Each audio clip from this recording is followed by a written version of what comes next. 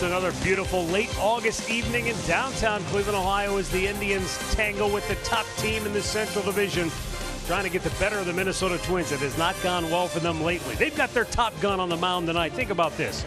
Just a year ago, Shane Bieber began the year as the 5th starter in the rotation.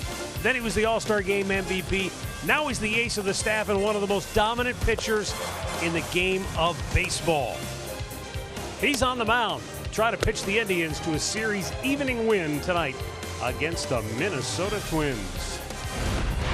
Hi again, everyone. Matt Underwood alongside Rick Manning. Shane Bieber, we've talked about all the numbers and the impressive stats he's put up. Here's another one. First 6 starts of the year, only Pedro Martinez and Nolan Ryan have struck out more batters than the 65 Shane Bieber has punched out this year. Who knows what to expect here in Game 7 tonight. Well, Shane Bieber going up in his first start against the Minnesota Twins was just flat out filthy. I mean, he went out there through 102 pitches. He only gave up 3 hits, did not walk anybody, 13 strikeouts. This is only going to be his second start at home. His last 5 starts have been on the road, and the Indians need him to step up, and hopefully he can do about the same thing he did the last time. When you look at his numbers, tied for first in wins in the league. First in ERA, strikeouts per 9 innings. Second in innings pitched. Lance Lynn with Texas leads the way, but I think Bieber will be there after tonight's ball game. Shane Bieber, Arch, certainly getting better with age. You expect that from a young pitcher. Nelson Cruz at age 40, you don't expect a guy at this part of his career to be as dominant as he has been with the bat. Just like a fine wine. I mean, this guy is scary when he steps into the batter's box. Everything he's doing this year is very, very good. He takes a pitch last night, drives it to right field. He's tied in the American League with home runs with Jose Abreu with the White Sox. He's second in RBIs.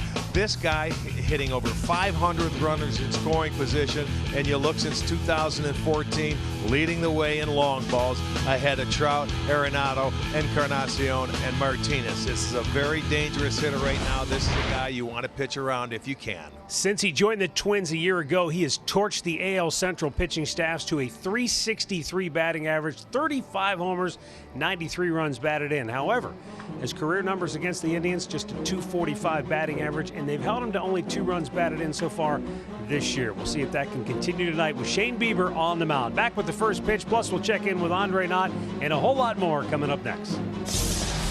Cleveland Indians baseball is brought to you by Spectrum Mobile. Spectrum Mobile has unlimited talk, text, and data. Save up to 40%. Go to SpectrumMobile.com today. And by your local Toyota dealers. Visit buyatoyota.com. Toyota, let's go places. Clan. They're out in the West Coast getting ready to watch Shane go to work. He said he didn't want to be generic, but he said 1 through 9, every guy can do damage and you cannot let up. He says that's what he learned going against this Twins team earlier this year, and he says he knows he has to attack from the beginning of an outset of an account with this team because they will jump you and they will make you pay for any mistake that you throw. So that's what his main thing is tonight, is to go out and make every pitch like it's a strike 2, because he knows these guys are going to attack him early on. Yeah, Andre, what I'm curious to see, and Rick, we saw Twins aggressively attack early in counts. And, you know, you look at Shane's last start against the Twins, 13 strikeouts, no walks. I would expect that's the approach tonight. They're going to go up looking for something early in the count and swing. Well, they have to do that, I think, with every pitcher the Indians have for the most part. I mean, unless they're an aggressive team, they'll get after the breaking ball, or I mean the fastball on that first pitch. You know, Kepler, who's leading off, he can do something like that. But you know what? Stay in your game, pitch ahead in the count, get him to chase your pitch, and I'm sure Bieber will do just that. And speaking of Bieber, he's going to be our Nissan starting pitcher tonight. This is only his 2nd start at home this year. Last 5 starts have come on the road, and he's been brilliant. He won his first game here in Progressive Field and didn't allow a run in game number 1, the opener this year. He's going to get another crack at it tonight. And he's 4-0 in his career, folks, against Minnesota, and that fine start he had earlier in the year. So think about that for a second. That marks a full month, right, since he started a game here. Yep. Wow. Sure does. Halfway through the season. How about that? It's his second start. Amazing. Here is the Minnesota Twins starting lineup.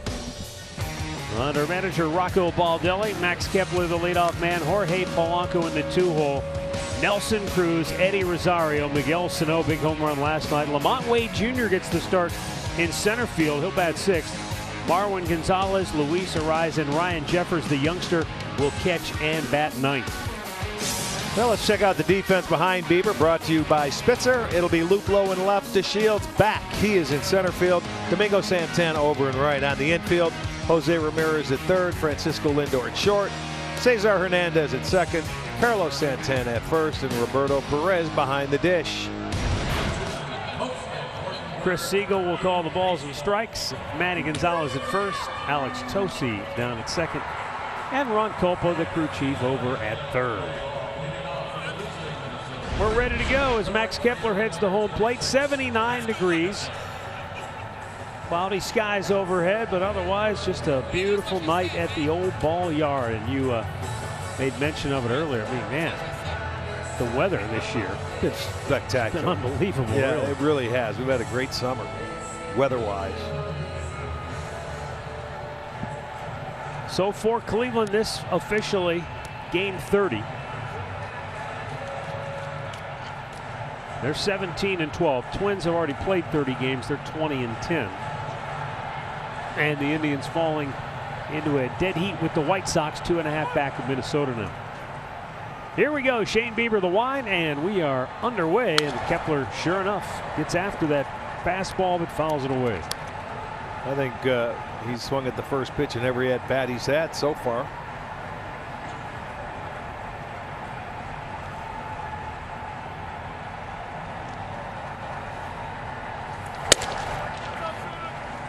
When Bieber faced the Twins on July 30th, Max Kepler had 3 at-bats, saw 8 pitches in 3 at-bats. Yeah. 6 of them were strikes, and he was trying to be aggressive as usual.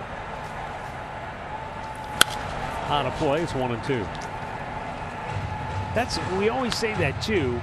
The approach might be, hey guys, you got to be aggressive, get after that pitch early in the count. This guy has such good swing and miss stuff. It's hard to put the ball in play, even if you want to swing early in the count. That's, well, yes, he makes quality pitches from pitch one, no doubt. But, you know, Kepler went into that leadoff spot last year, had a great year. And, you know, when you're hitting in a lineup that's hitting behind them like that, there's no reason to take a first pitch fastball. Get on base. Your job to get on base. But he hit so many home runs last year out of that spot. The Bomba squad, that's 308 home runs last year. Yeah, and they don't need him to be what other teams may look for in a leadoff guy. I mean, the 342 on base percentage for a lot of teams would say we can't have that from our leadoff man, but they don't really. It's a softball team. Is what it is. And you know what's turning into? I mean, they have a softball team. The White Sox do now. Last year, their games, the only thing missing was a keg of beer at every base. And they might have had that.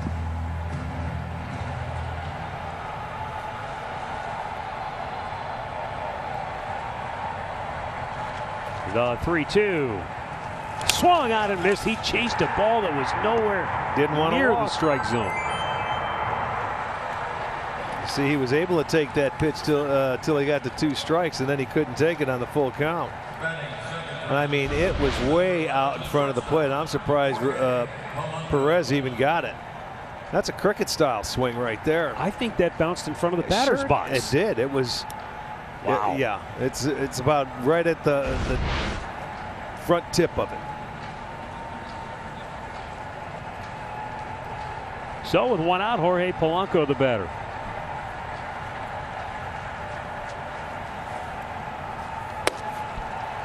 See, there's that curveball. He could. To me, it seems like he can control it no matter what. He can throw it for a strike when he wants to. He can start it out at the knees and bounce it when he wants to as well.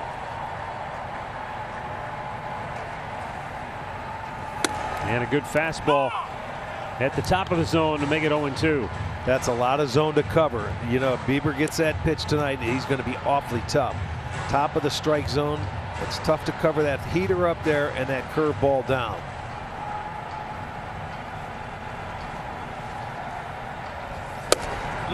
Just off the plate. Just a ball width off the corner, but an excellent 0-2 pitch. Even if he hits it, he wouldn't have been able to do any damage to it. Came back with the bouncing curveball, 2-2.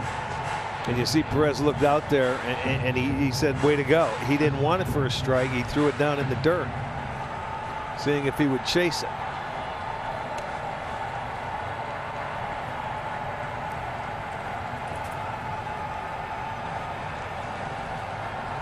Trying to bury that slider. He buried it on his back leg is what he did. You don't see many guys foul it off their back leg. Usually it's going to be on your front, foot or your shin. This one is off the back shin. Ouch. That's unreal. Yeah, just above the ankle. Wow. They'll have a ice bag on that after the ball game. Line to left, and that's going to be a base hit. Good piece of hitting by Jorge Polanco. It certainly was.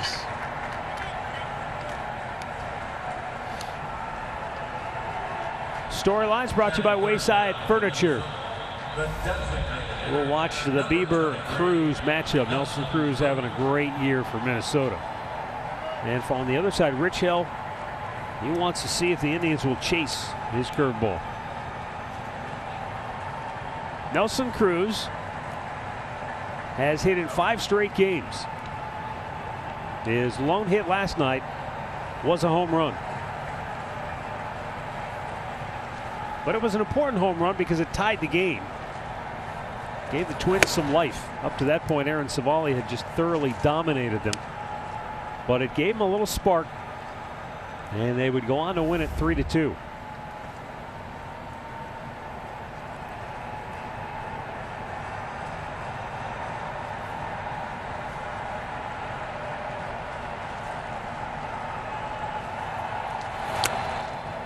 It's amazing how many times you see hitters swinging balls that, folks, they're nowhere near the strike zone, let alone the plate. Yeah, but now think about what you just said, because this guy has got plate coverage and he can see pitches like that. So if a guy like this swings at balls that are in the dirt, they're either not picking up the spin or something like that.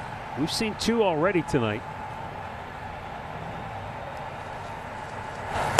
And there's another one, and down goes Cruz. Yeah, and wasted no time. 3 pitches. He did not mess around. He didn't give in, and that's off the plate. But it's so close. You can see he's out front. He had to reach for it, and he had him fooled. So out number 2. And up comes Eddie Rosario. 1 for 3 with a double last night.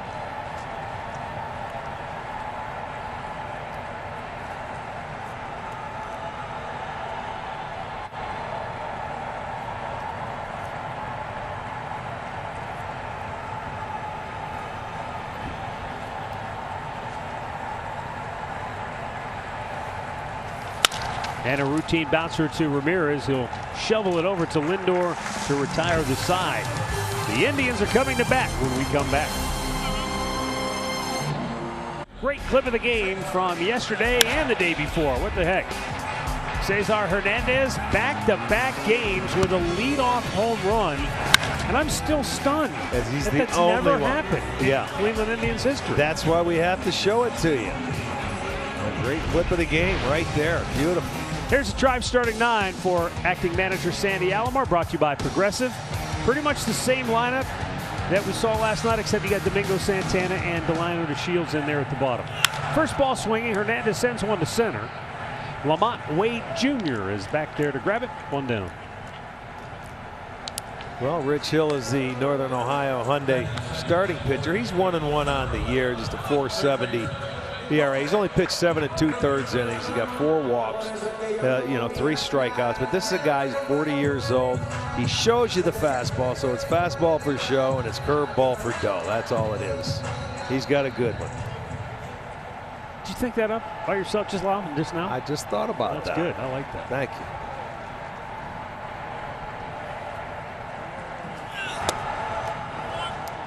A loud audible groan from the 40-year-old Hill as he let that pitch go. Yeah, he can get animated on the mound.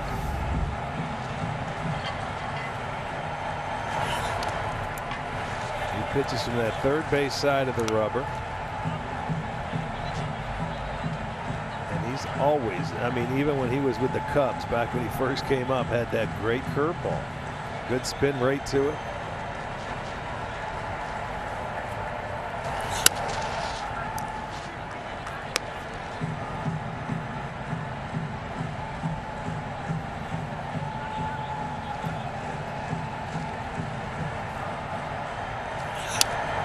In there for a strike, bottom of the zone, 3-1. Well, that's okay. Token 3-1 call or 3-0 call right there.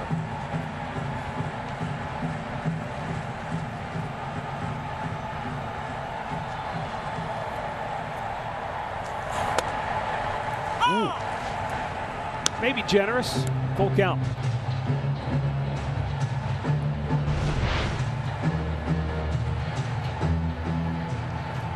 Doesn't cross the plate. I mean, yanked to left field. That's going to get down for a base hit. Went to the well one too many times for Jose. Came right back with that hook curveball. First hit in the series for Jose, and he was just 2 for 18 on the year against Twins pitching. So that's got to be good for him. That. Yeah, especially in that first at bat. It was about the same pitch. This one maybe had just a hair more of the plate, but he saw it right before then and gets a base hit to left field. That's good. He needed that.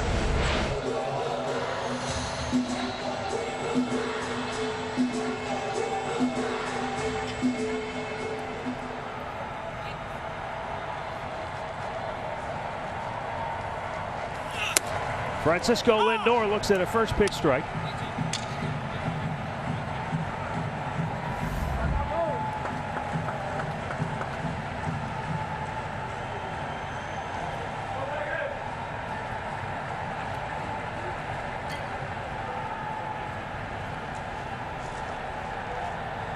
There goes Ramirez, throw to first. Sano's throw down is not in time, and it skips away. Arise, but backing it up perfectly was Polanco. Give him a stolen base. That's number 7 for Jose.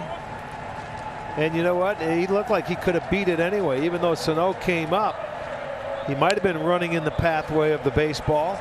But by the time he got down, Arise couldn't catch it, and he didn't stop. You just go right there and try to beat the throw.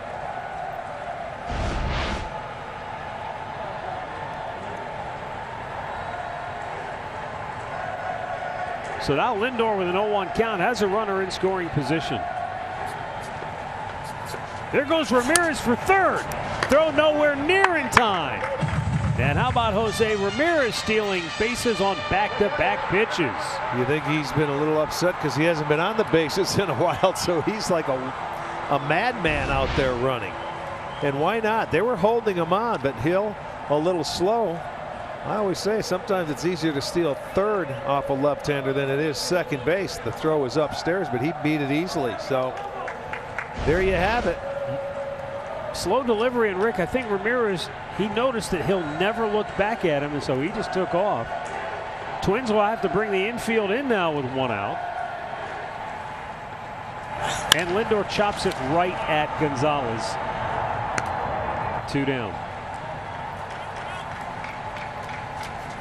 Let's set the Twins defense behind Rich Hill this evening. It'll be Rosario on left field. Wade is in center. Kepler over and right. On the infield, Gonzalez at third. Polanco at short. Arise is at second. Sano at first. And Jeffers behind the plate.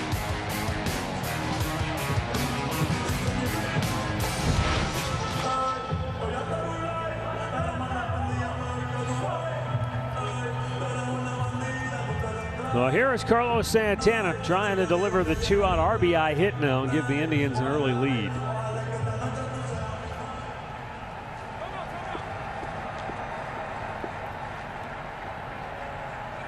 I have never seen a guy step out and check his eyes more than Carlos Santana. It's almost like a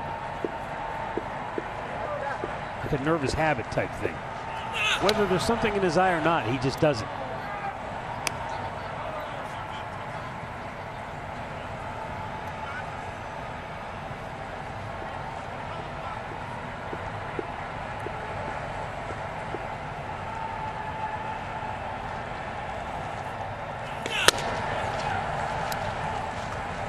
You almost expect Rich Hill to crumble to the bottom of the mound after he delivers the pitch. That groan sounds like a man who's just about ready to deliver the last pitch of his career. Well, he's 40 years old, and maybe he will. 3-0 to Santana. He's being careful to Carlos, although he has made a couple good pitches. Carlos not one of those guys that gets up there and gets too aggressive.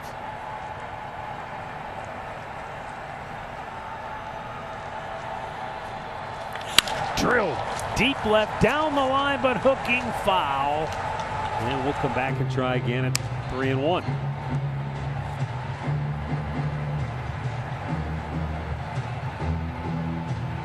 You get ready for that 3-0 fastball, but it's only 88 miles an hour, and that's why he gets out in front of it and pulls it.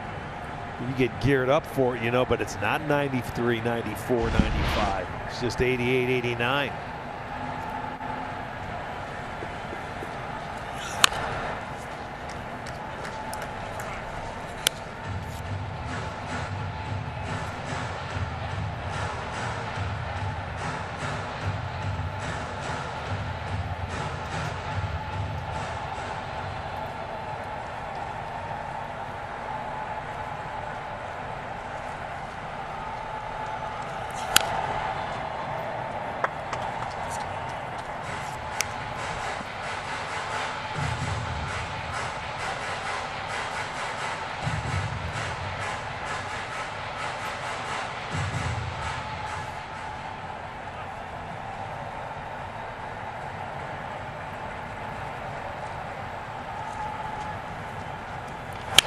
Hard hit ball in the hole, a 2-out RBI single for Carlos Santana, and the Indians will play from in front tonight as Santana has his 15th run batted in on the year, and the Indians are now 7 for their last 16 with 2 outs on the homestand. Well, he did a nice job. He was heading to count 3-0, and he just kept fouling off some pitches. He left that curveball out on the outer part of the plate. But boy, he got enough of it to get it by the third baseman, Gonzalez. So a big 2-out base hit here in the first. And the Indians will take a 1-0 lead. The 15th ribby for Santana.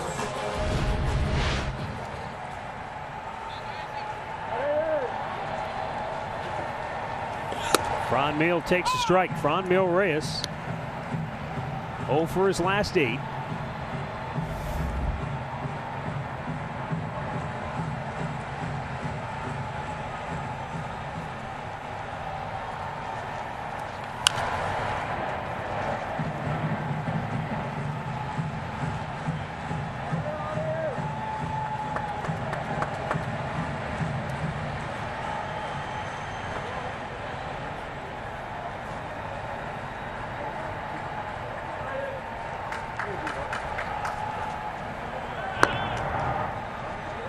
He doesn't think Carlos is going to take off, does he? Even though there's an 0-2 count to Reyes.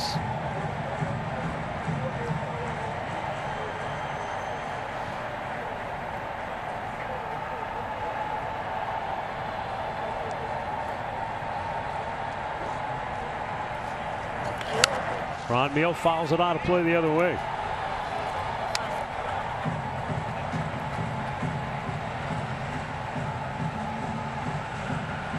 Reyes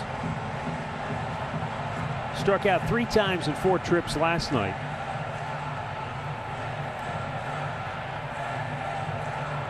Big difference from a week ago when he was red hot, as he's consistently down on the count right now. Smashes this one though, deep left field. That'll one-hop the wall.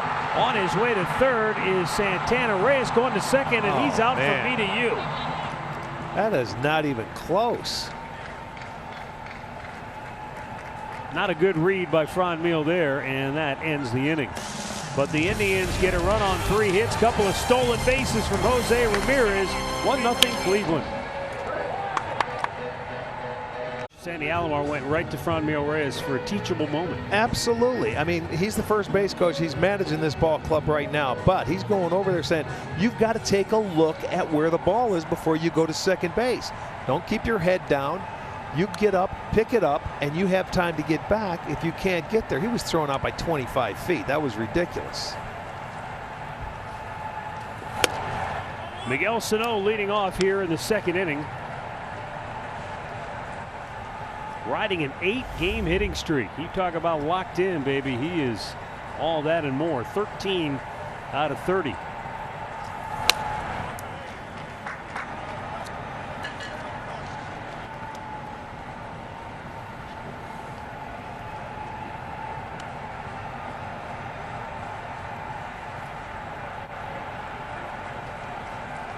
Eight consecutive games with an extra base hit. That's impressive.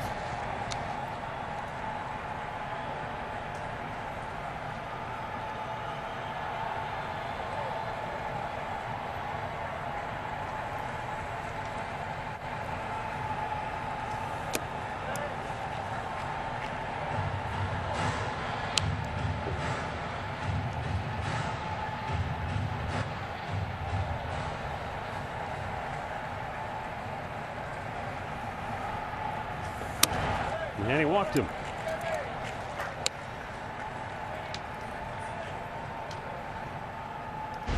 Well, we're going to go back. Rosario, I mean, he played the ball nicely off the wall, and he has a good arm. But watch how far, I mean, he was nowhere in sight. And you have to take a peek and see where that left fielder is and pick up the baseball before you make your move to go to second base. But he's out, learning moment right there.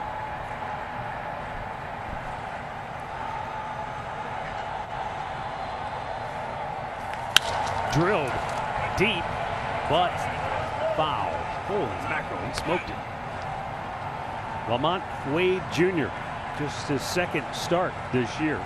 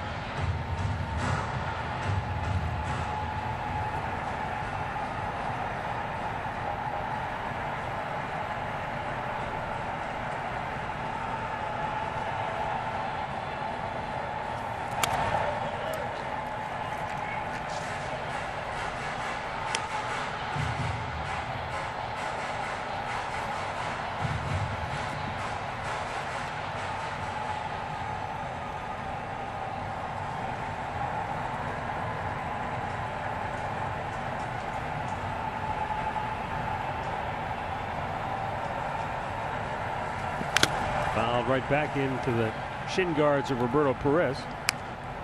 That's that cutter that Shane Bieber's throwing now. And he's having a good time with that cutter to left-handers. Where earlier he was throwing more change-ups. Now it's that cutter.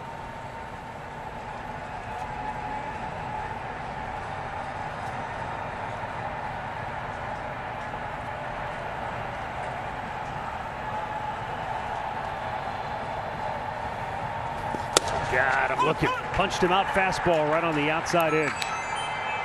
Third K for Bieber, one down here in the second inning. Take a look at Shane Bieber's weaponry on the colorful StatCast 3D box powered by Google Cloud. Now, Arch. Yes, sir. Rick, you remember the other day when we talked to Bieber about the cutter. He made the first joke so we would stop asking him about the changeup. Right. It was funny today talking to Sandy Alomar. He feels like the cutter has changed how pitchers pitch in the big leagues now. Feels like when he played, cutter wasn't a part of things and pitchers didn't go to it. He thinks even on the other side, he says how Hill pitches. He goes, he really can't compare anyone because no one threw cutters back when he played. And he goes, the cutters just have changed how pitchers go about things, and you don't see what he saw 20 years ago, 15 years ago. Do you agree with that? Yeah, I mean, there's, you know, it used to be a split finger. You know, it used to be the pitch in maybe the 80s. And then the slider's always been around, but the cutter has really come into play. And so has the changeup, too, though. He thinks that pitchers feel more comfortable throwing cutters, that they feel like they can control it a little Probably bit better. a little easier to throw and command. There it's not like you really have to, you know. And at one time, didn't they say the splitter was yeah, hurt? it's bad for your arm. Bad for your arm, yeah. Yes, Okay. you had a lot of surgeries with that pitch because of your fingers are split and it puts more pressure on your elbow. And the cutters, you know, it's just a matter of getting a grip and maybe putting a little more pressure on one of the fingers to make it move, and it can be a very effective pitch. But as we saw last night, they can go a long way too when they don't cut. And that was a pitch Sano hit to right center. Wow, 2 walks in the inning. How rare is that? Bieber had walked 6 batters in the first 41 innings of the season. Well, the MLB app is the only place to get all your baseball action. In-game video highlights, live pitch-by-pitch, breaking news, player updates, stats, standings, and much more. Download the MLB app today, the #1 app for live baseball.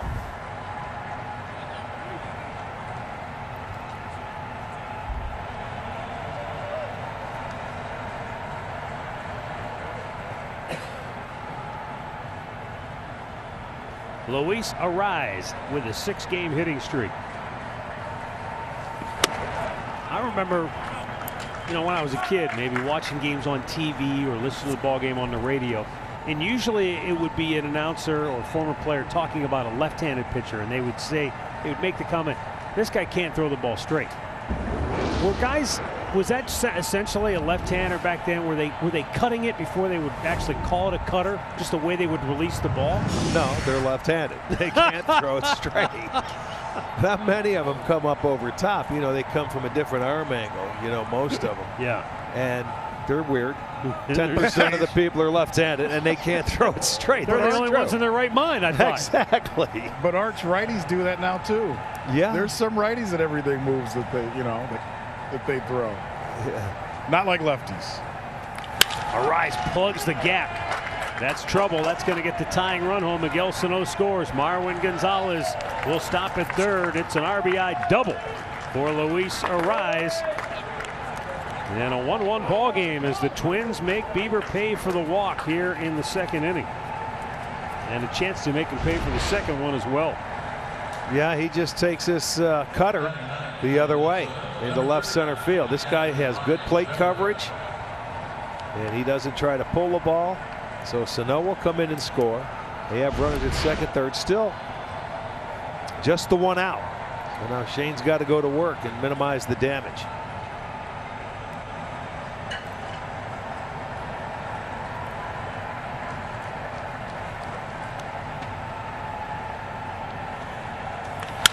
Weekly chop to Ramirez. He's going to come home with a throw. And they're going to get Marwin Gonzalez. They've got him in a rundown. Lindor. Well, he's going to run out of the baseline. He'll be out. That will enable Arraez to go to 3rd, but now there are 2 down in the inning. It's okay. You stop that run from coming home. You initially don't want the guys to move up, but not much you could do right there. Gonzalez did a good job because Ramirez comes home with it. Now, Perez maybe gave it up a little too early. Should have ran him back a few more steps and closed the gap between Lindor and Gonzalez before he gave it up. But still, you got 2 outs, and you know, but they're rolling it over to the top of the lineup.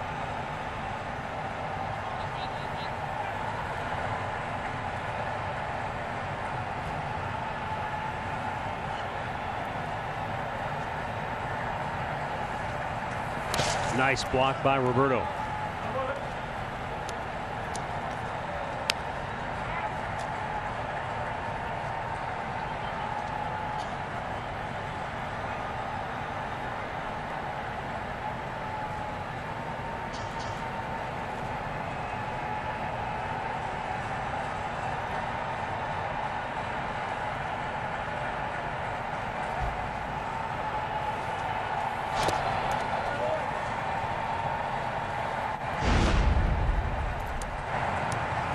First inning, Kepler struck out on a ball that literally bounced just in front of the batter's box.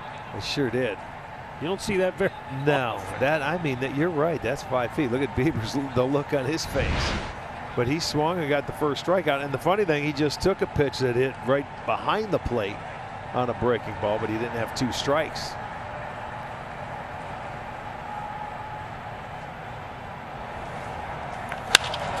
And the Twins get a 2-out RBI single from Kepler to take a 2-1 lead. He hung a breaking ball there. Max Kepler took advantage of it, hit it into right field, so they turn around and get a 2-out base hit to take the lead. Watch the breaking ball stay upstairs, belt high, middle in on that curveball. So the command from Bieber tonight, not what we're used to seeing. Carl Willis out for a visit as Bieber a little frustrated with that last delivery. Yeah. Well, he's already at 37 pitches too, and this is the 2nd inning, so normally that's not his style.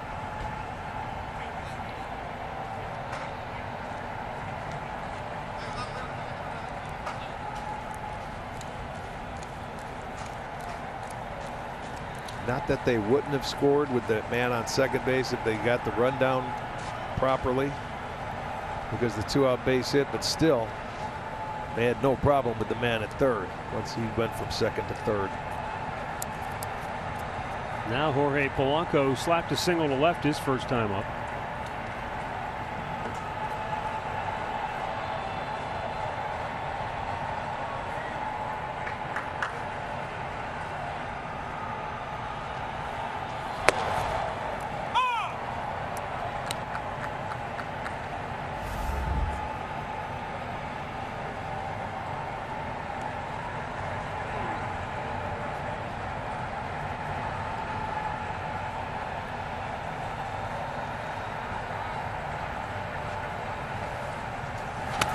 Down and in. 1 ball, 1 strike. Yeah, he's having a tough time commanding the breaking ball tonight. He started in the 1st inning. He's bounced a lot of them. Normally he can throw that pitch for a strike anytime he wants, and he can also bounce it when he wants to. But tonight's a little different early.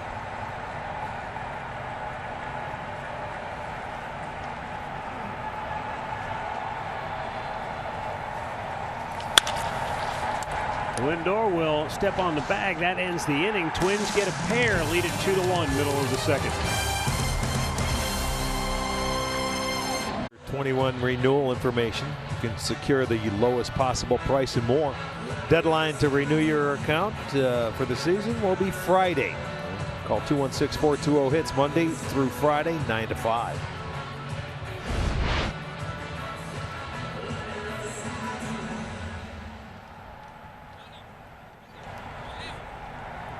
Rich Hill turned 40 years old on March the 11th. Isn't that the day that the following day Major League Baseball shut down? Yeah.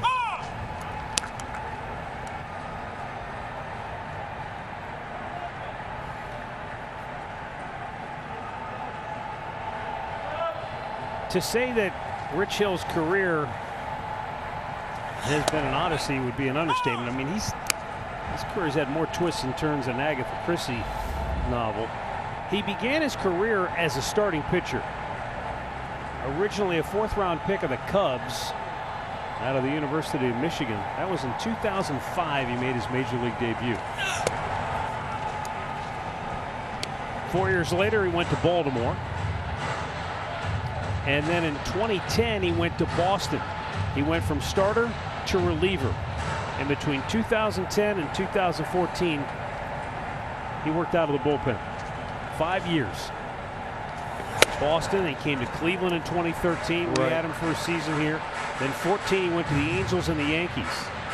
And then in 2015 is when he started to remake himself. He went to Boston, only pitched in 4 games, but they were all as a starter at the end of the year. After he in September. Kind of got himself going in the minor leagues. Luplow fouls it back. And then in 16, signed a 1-year deal with the A's, got traded to the Dodgers, stayed on with LA, signed a long-term contract with the Dodgers, and now this year on with Minnesota. But since that sort of rebirth in his career, Arch.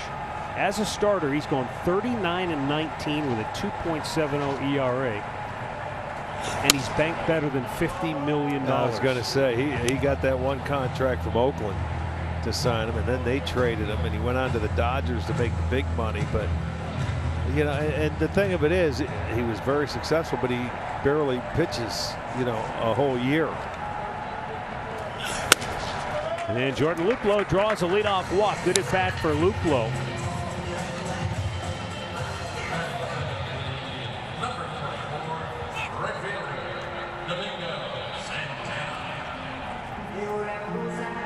Yeah, I mean, it's just unusual, though. I mean, think about it. He literally remade himself at age 35.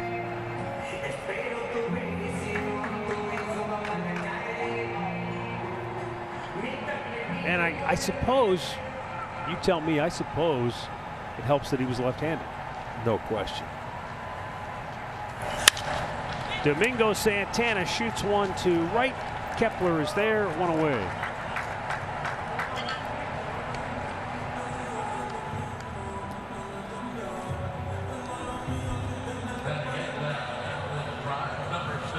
Well, he never gives in, and he'll throw a ton of breaking balls. He'll spot that fastball and show it to you, then move it around. I mean, for anybody to insinuate that, well, the Indians should have held on to him. I mean, he pitched in 63 games for Tito that year and had a 6.28 ERA. So, if anything, Terry Francona is owed a debt of gratitude from Rich Hill for giving him the opportunity to pitch in that many games when he was trying to figure out what he was going to do with the rest of his life, and then boom, he really turned it around in the next couple of years. Roberto Perez 0 for 4 last night. Trying to play catch up, always a hard thing to do for any player under normal circumstances. Yeah, he just, to me, is not seeing the baseball very well, because it's almost like he doesn't swing until he gets to 2 strikes. Thus 12 strikeouts in the last 7 games. Arch, you're right on it. He's not seeing the ball well, not comfortable in the box right now. And even talking to Sandy Alomar before the game, and I asked him, you know, with what the bottom of the lineup has not been able to do, can you push the action? And he says, well, you'd like to, but you can't push the action when you have a guy like Perez that only has 20-some at-bats. And so many guys have changed in the lineup or aren't on base that he says you don't want to force it the first time somebody gets on. When you say force the action, you mean like a hit and run? Yeah, hit and run. These guys are swinging through too many pitches. Right. And I was trying to ask Sandy without saying it, do you feel handcuffed almost at times? And he didn't say yes. But now, this has never really been a hit and run team. No. It really hasn't. I mean, the hit and run guys that you can put in play are the guys that are the Ramirez's and the Lindors that can put it in play, and they're swinging and missing a lot. And I understand that. My question more or less was, when you are struggling, sometimes in any sport, you try to do something a little different to get guys going. Tell you what, the way most teams are constructed right now, the hit and run is going the way of the sacrifice bunt. It's right up there with the conversation you had last night. Yeah, don't see it very often anywhere. This is the conversation you had last night about pinch hitters. What are going to happen with pinch hitters as we have the DH on both sides? It's just not a part of baseball. If you put the hit and run on, you have to make contact. And guys, they don't make enough contact. Luplow going down to second this time. A good throw by Sano, and they got him. 2 down.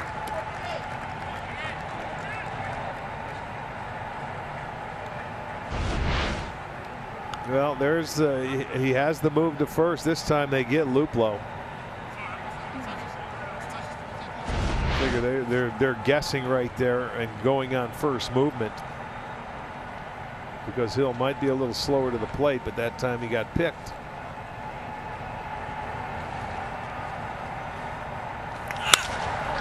Roberto drives one to deep center field. Back his way on the track and makes the catch to end the inning.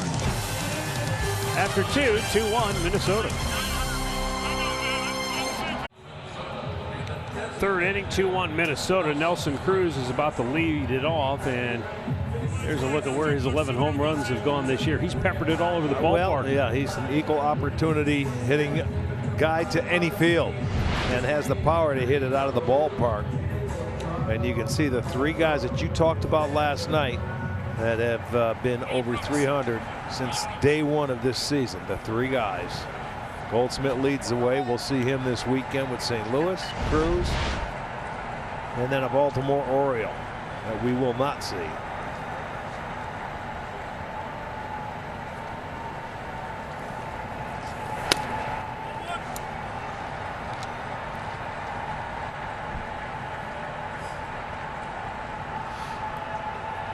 Pretty impressive. I'll tell you, I was thinking about this. You remember that the Twins lineup before Cruz was signed and inserted into the middle part of that lineup, and it was a lineup that you could pitch to because you could pitch around a couple of guys who were hot here and there. Once you've inserted this guy into the middle part of the lineup, it's so much more difficult, and it lengthens it all the way out.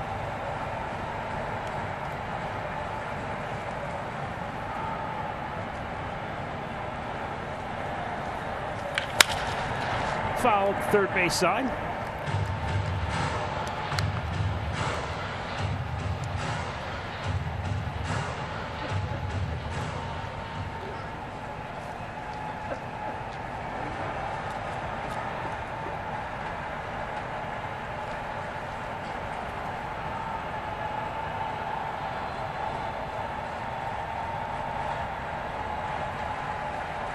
Swung on and missed. He struck him out again.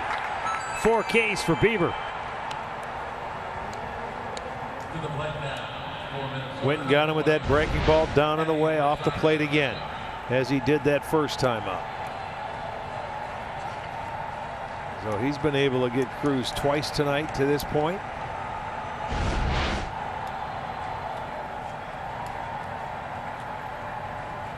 Now Eddie Rosario.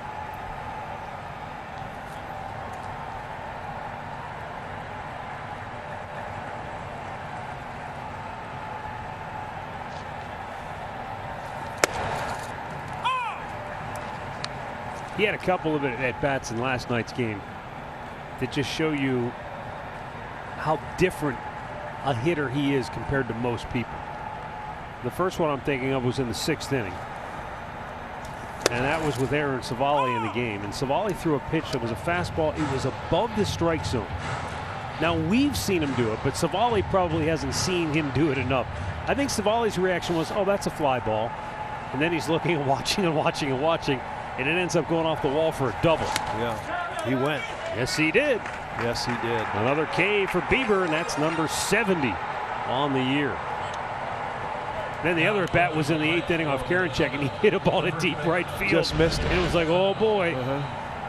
But this guy. There you go. It was on the plate, and he could not check.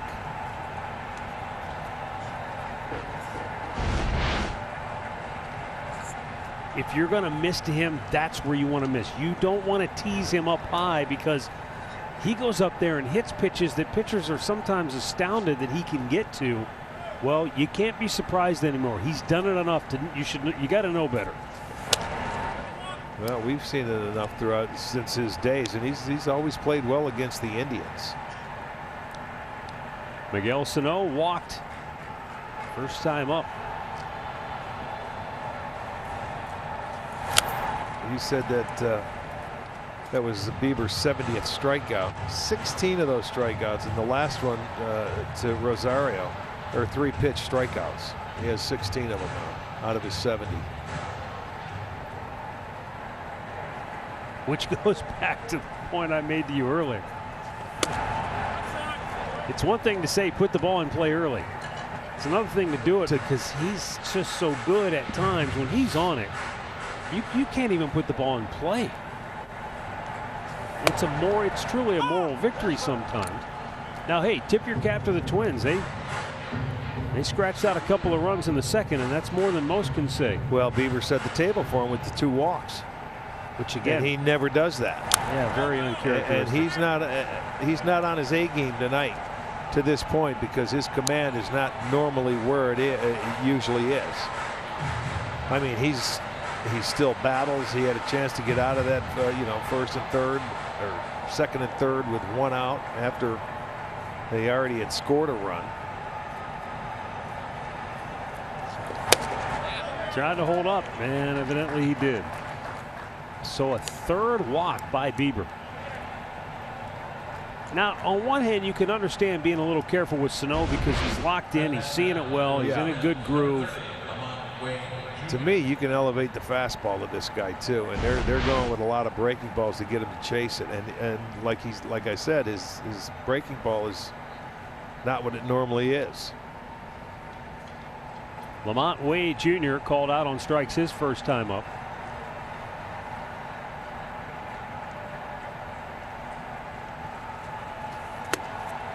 Cutter.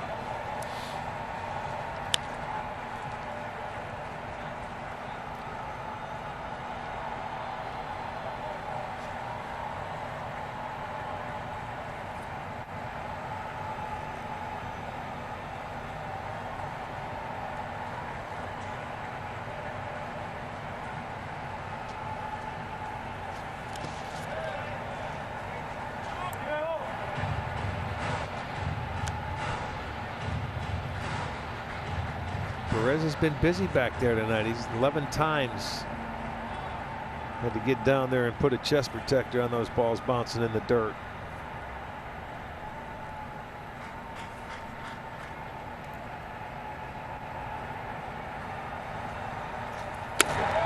It's been over a year since Shane Bieber walked 3 batters in a game. You have to go back to July 19th of a year ago. So that was just after the All-Star break. And he walked 4 in a game against Kansas City right here at Progressive Field.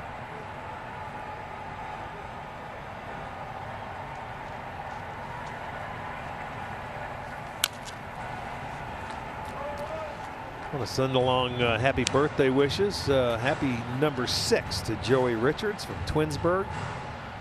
Big Indians fan. Joey, happy birthday.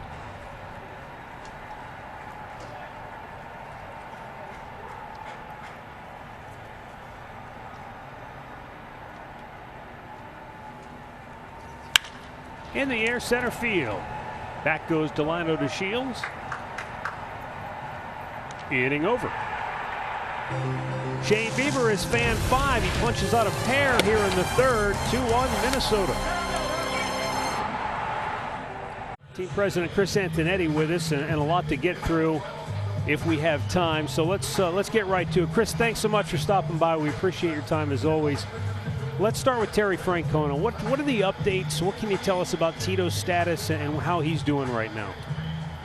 So right now he's at home recovering. He had a procedure at the clinic on Friday that really was designed to help relieve some blood clotting issues that he was having kind of in his abdomen and in his leg. So the procedure was successful. They were able to get the blood flow around the clots, and that should really help him. But he's still pretty sore from the surgery. He's in the process of recovering right now. And then now we need to, once he gets to a point where he's feeling better from this, pause, reassess, and see how he's feeling, and see what else we may need to do to take care of him and make sure he's feeling better and ready to rejoin the team. But our sense is it's going to take a little bit of time before he's physically ready to rejoin us and resume managing. I mean, Chris, we all want him back here. We know how badly he wants to be back here. But at the end of the day, we want him healthy for the long haul. So yeah. I guess it's difficult to balance those two things when you're dealing with somebody like Tito, whose life is the game of baseball. Absolutely, Matt. I mean, Tito, you hit it. He loves being at the ballpark. He wakes up every morning excited to get out of bed and come here and be around the guys, be around the team, and manage the team. And not being able to do that is extraordinarily difficult from him. And I think that probably highlights just how much pain Tito was in. And admittedly, I've had to encourage him to really take care of himself and get healthy first and foremost, and then we can get him back to managing when he's ready. Well, hopefully he can, because I think he is sorely missed in that dugout, as you know, and we all know, because he's the one that controls all those guys in there, doesn't he? He does an extraordinary job, but we are so fortunate to have someone like Sandy Alomar to step into that role, and Sandy's done an extraordinary job of not only leading through it, but relying on the other coaches, the other support staff to help him. And I think when we're at our best, that's how we operate organizationally, is all lean on each other to get through things. And Sandy's been a great example of that. Chris, as you went through the process of figuring out a starter for tomorrow, we know that you've named Mike Clevenger. Could you just go through the process of how you guys came to that decision? Sure, Andre. I think we had two very good choices in our mind. We had a guy that's been one of the best pitchers in the American League over the last couple of seasons in Mike Clevenger, and then a pitcher in Zach Plesac who really emerged this season and put together some great starts. So we had to really decide, between those two guys primarily, as well as a couple of other candidates at the alternate site, and Adam Klutko, who was in that role up here. And in the end, we decided to give the ball to Clef. With the trade deadline being next week, and we talk about the alternative sites, I know we've talked about it away from the game, but how difficult, how easy is it to have conversations with other teams right now? Well, the conversations are easy. The player assessments are a little bit more difficult. So, there's been a lot of dialogue among teams already this year. Someone asked me how similar or dissimilar is it to years past. At least on the conversation level, it feels similar. Now, what that means in terms of our ability to execute deals or other teams' ability to execute deals and how many trades will happen, I think that's very difficult to handicap. 2 down. Jose Ramirez with a 1-ball, 1-strike count.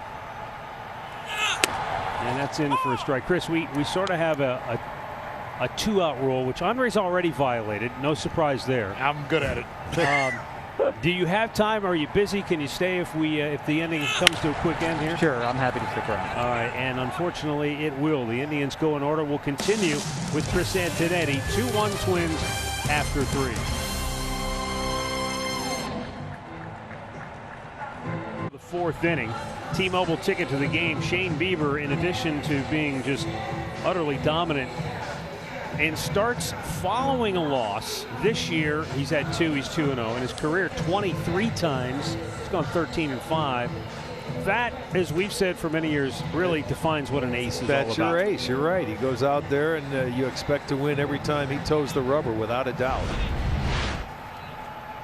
We're visiting with Indians team president Chris Antonetti, and obviously, in this season, one that has been like no other, so many challenges along the way. What has pleasantly surprised you? What has been most challenging 30 games now into this shortened season? Cool. That's a good question. I guess the pleasant surprise is that we're playing baseball. And I think for a while there, we were really uncertain whether or not we'd be able to get back on the field. And admittedly, it's an incredibly different environment. But, nights like tonight feel a little bit more normal when there are guys out there competing against each other on the diamond. So I think that's probably been the highlight. On the flip side, it's been a year of continual, challenges for us as an organization, really is across the world and across the nation with the pandemic, but then even more specific within our industry and within some of the things that we've had to deal with within the organization. And each day has brought a different challenge, and I've been really encouraged and lifted by the way in which everyone's kind of come together to pick each other up and lean on each other throughout. 1-1 pitch, down and in. I don't mean to bring this up to make you feel uncomfortable, but I think it's important for fans to know that the guy that runs the ball club puts his money where his mouth is, so to speak, and that during these challenging times, you have worked in the clubhouse. You've done the so-called menial task work that some other maybe team presidents would turn their nose up. That, I think, for fans that should know, that speaks to you and the person you are. We've known you 2 decades now here in the Indians organization. But has there been some sense of enjoyment of sort of rolling your sleeves up and doing the old-fashioned blue-collar work?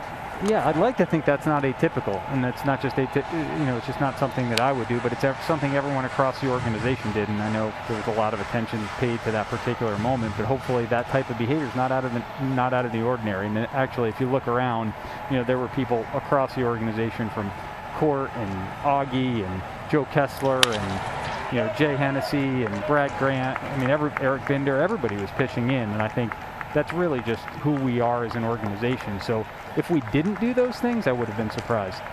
Chris, as we talk about that, we just talk about how abnormal everything has been this year. Building chemistry. We talk about Tito not being here and guys being spaced out. I mean, all of us are doing our job so much differently than in the past. How have you guys been able to build that, or is that something that you think has been more difficult because of all of this? It's definitely been more challenging, Andre. I think a lot of the things that you take for granted and being able to connect with people and have meetings and get together and share meals and, you know, play card games on flights, things like that that happen over the course of the baseball season, we haven't been able to do this year. So our guys have tried to find other creative ways to do that. And most of those have been outside, thankfully, so we can do them in a healthy way. But it has been a little bit more difficult than other years. But we do have an extraordinary group of guys that care deeply about each other and really pull for each other. And I think we've seen that on display again this year, despite the difficulty. Chris, is there any opportunity? I've heard talk that possibly for the playoffs, or maybe a little bit before the playoffs, or maybe into a bubble. So I think Major League Baseball, as they have done throughout this, is working through a variety of different options to allow us to continue to play. And we've had to make adjustments almost each day along the way to be able to get games in and be able to play and ensure everyone's health and safety. And I think that's one of the things they're working through for the postseason, is how do we structure something that gives all of us the best chance to not only get through it, but get through it healthy.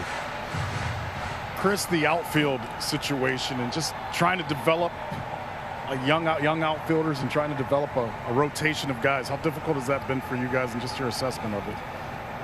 That's been one of the most difficult things this year, Andre, is that we feel like we have a number of quality alternatives, but you know, it's been hard for each of them to kind of get into a routine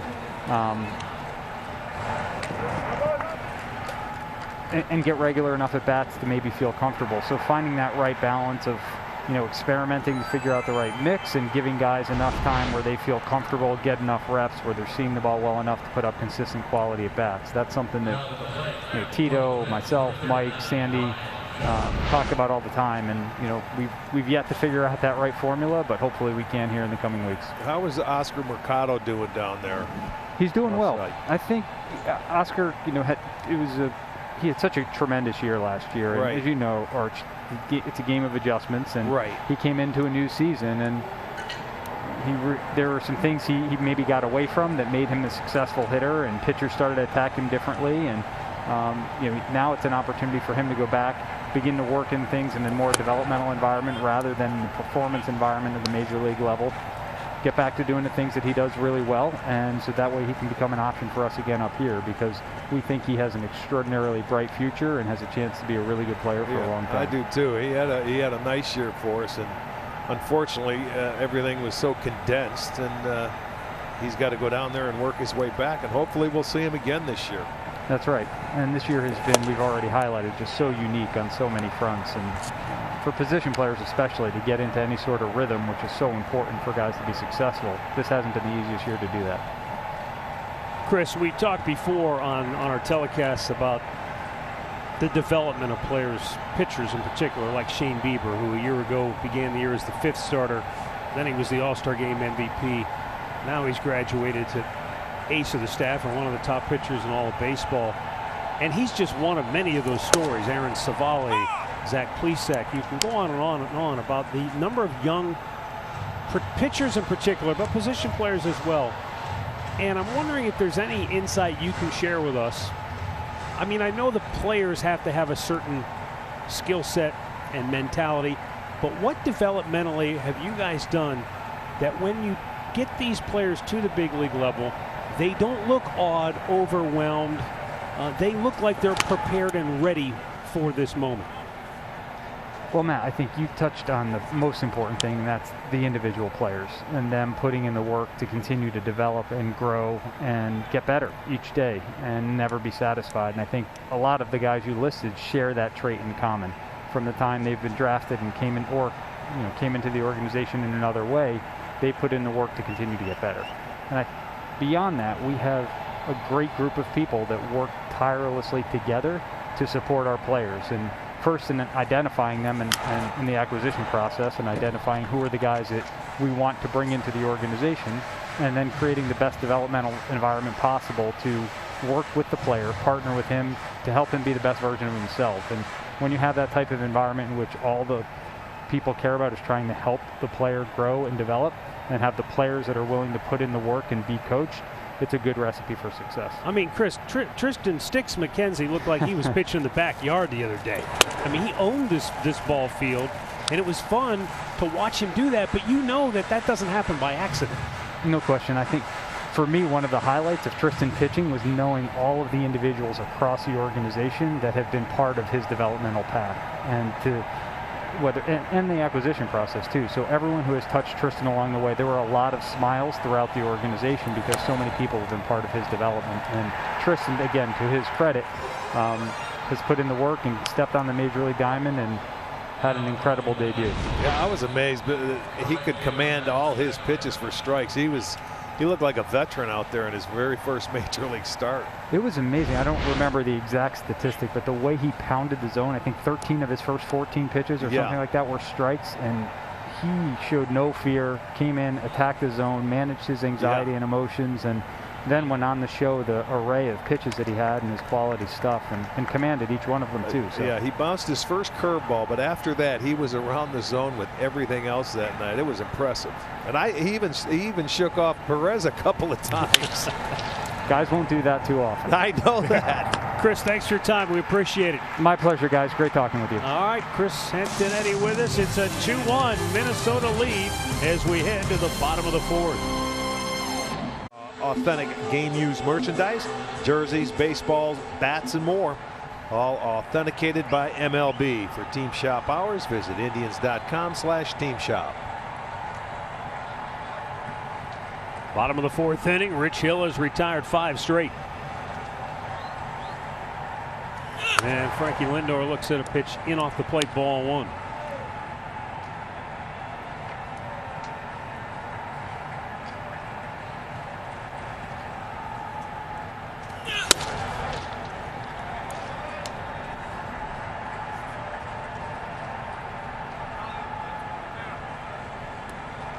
Matt, the way Rich Hill pitches and grunts, you would think that was 95, 98 miles an hour, man. Maybe it's because there's no fans here, but you can hear every noise. That's 105 for him. He thinks he's throwing 105. Sounds like it. That's okay. He's giving it every ounce of energy. Well, Kenta Maeda last night was pretty audible. Yeah. This is like the old days of Wimbledon with Monica Seles out there.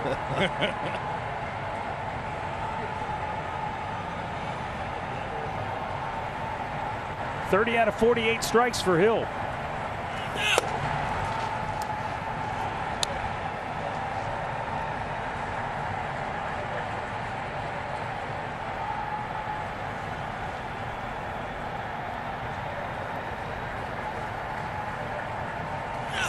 Drilled foul. Look out. Somebody was getting out of the way down there. Was that Bobby D? Of course, he's running from it. There he is. He found it. The ball will find you, Bobby. The ball will find you. What do you call that? Ugly finder. To third. It's a fair ball. Behind the bag, Gonzalez with a good throw. 1 down. Tell you what, Bobby D's plugged in. He's got earplugs.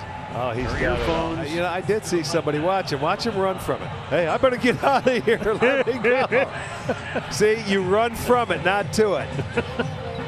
Oh, boy. He knows. He's going to look up there. We got you, Bobby. The Browns could use a DB, Bobby D. Pretty good back battle, huh? He can hear us out there. I know there's some TV out there, Bobby. The Browns could use you to back it up like that. Tell you what, that guy from Lakewood is styling, though, huh? Yeah, he looks good. Got the button down, the shorts going. Santana flies to right, 2 down.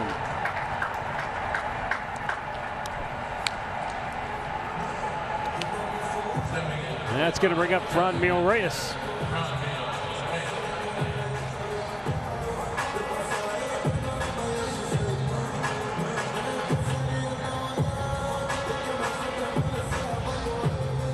Big man sharply singled to left his first time up, but for some reason he decided to try to stretch it into a double.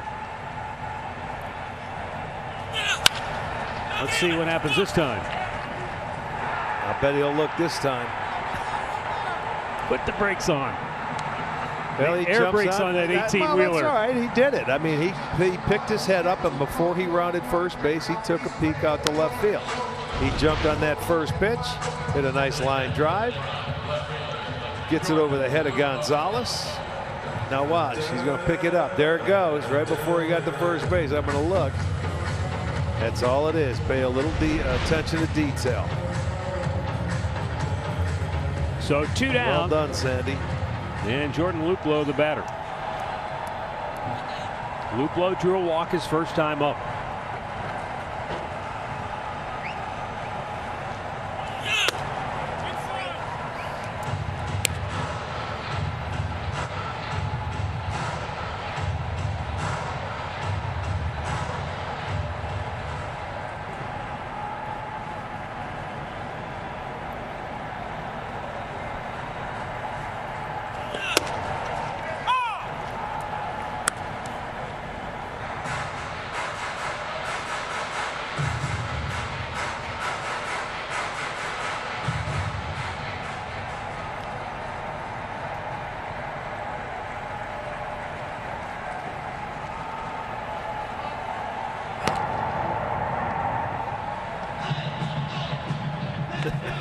That wasn't so much of a slide back as it was a lean back. Well, I thought he was doing a push-up.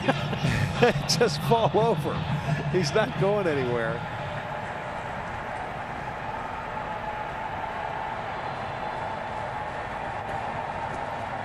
The Leaning Tower of Pisa. Yeah. You can just literally keep your foot on the base and wait till he throws it.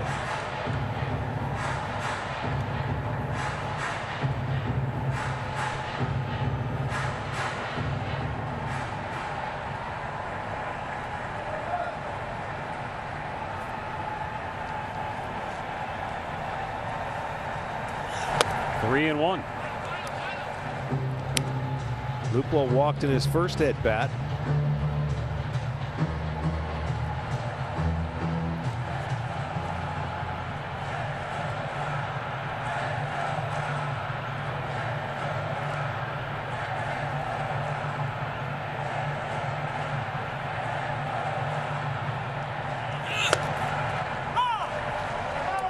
Called it a strike. I don't know.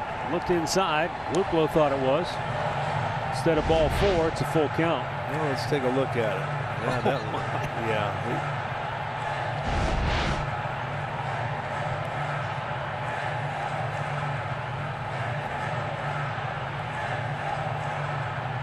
See if Hill comes back into the same area where you'd force him to swing. Missed with the curveball. And a 2-out walk pushes Reyes into scoring position. That's the tying run. And Domingo Santana coming to the plate. He hit the ball sharply his first time up, but it was a line drive to the right fielder Kepler for an out.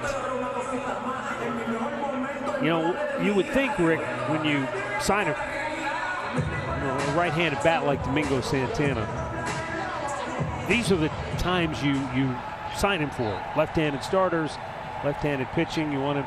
He's 1 for 17 against lefties this year. Well, not all righties can hit left-handers, but he has 7 2-out RBIs, and he's been clutch with the 2-out hit. So maybe he can come up with one right here.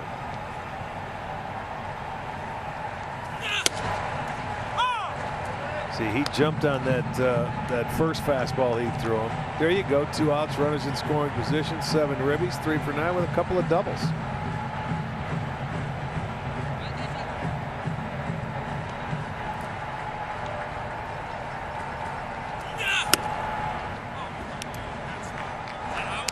He wanted that pitch. Yeah, he did. He wanted. He's begging for that one. I mean, it came into the zone, but I mean, it started so far out. That was right in the middle of the plate. And then he called that one on Luplow a strike where it was clearly off the plate. That's what gets you.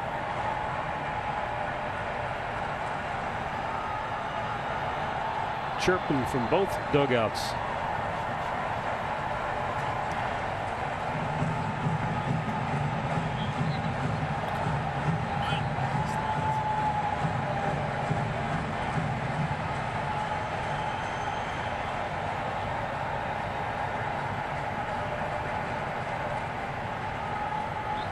In his career, he's trying to get on the same page with the young catcher. Santana has been a slightly better hitter against lefties. I'm sorry, against righties than lefties. So to your point, .257 average against right-handers, .251 against lefties.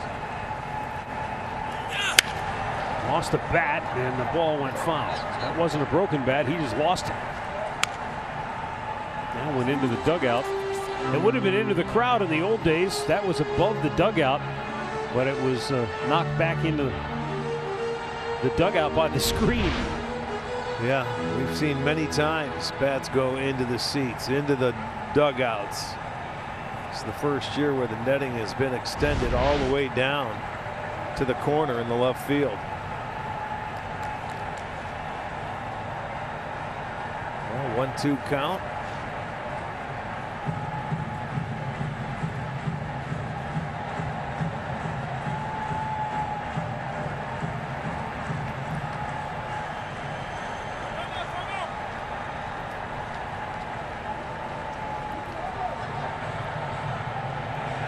Indians had 3 hits in the first inning and scored their only run against Hill. Picked up their 4th hit here in the inning. Ouch. And Santana fouls that right off of his, is that around the knee? Yeah, he's going to take some time to walk it off. He got it off the back. On the back knee, yeah. Second guy we've seen tonight.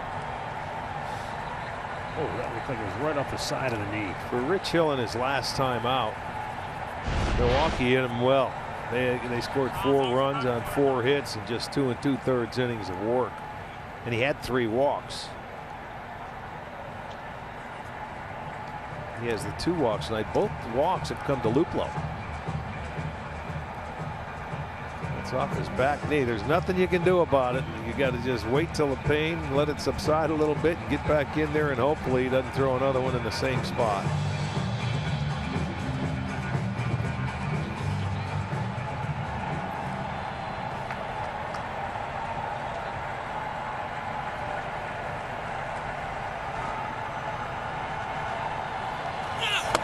Struck him out. Indians strand 2 in the 4th. 2-1 Minnesota. Your local Kia dealers. Visit Kia.com to see what it means to give it everything. By the injury lawyers at Elk & Elk, proud partners of the Cleveland Indians. Call 1-800-ELK-OHIO. By Chevy. Get behind the wheel of a new Chevrolet and find new roads again. And by Cleveland Clinic. Your safety comes first at Ohio's #1 hospital. Beautiful night here in the shadow of the Terminal Tower. 2-1 Minnesota, 5th inning. Jorge Polanco will lead it off. Shane Bieber has struck out 6. Giving up 2 runs on 4 hits.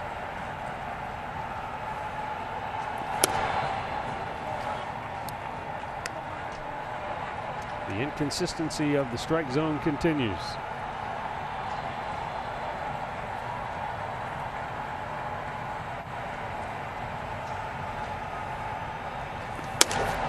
No.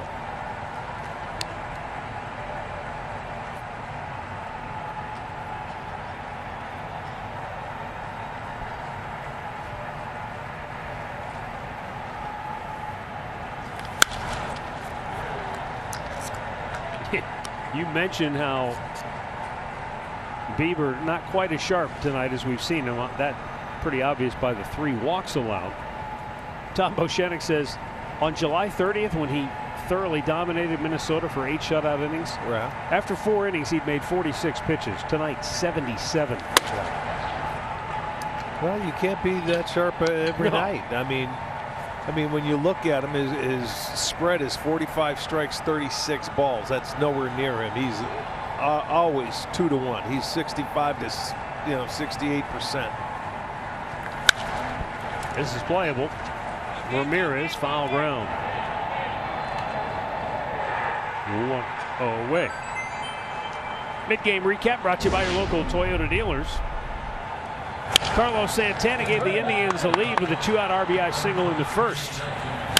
Minnesota came back in the 2nd. Luis Arraez with an RBI double tied it, and Max Kepler with a 2-out RBI single put Minnesota in front.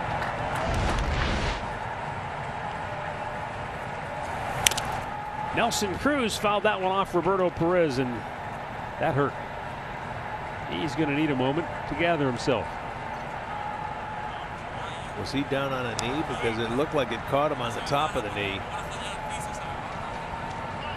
He says he's all right. Yeah, he's all right, but watch. You rarely see him put that knee down like that.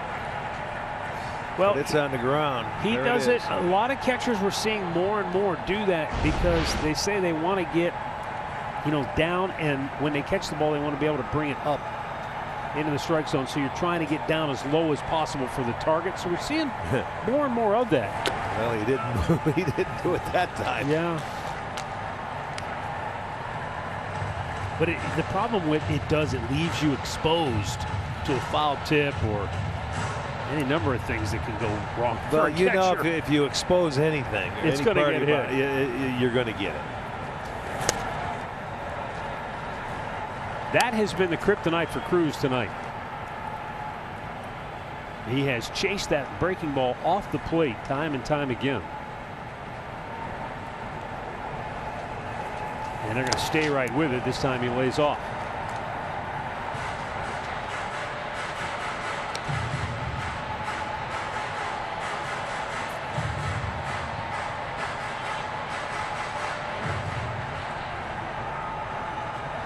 The 2-2. Swung on and missed. Why not? Why would you not continue to do it?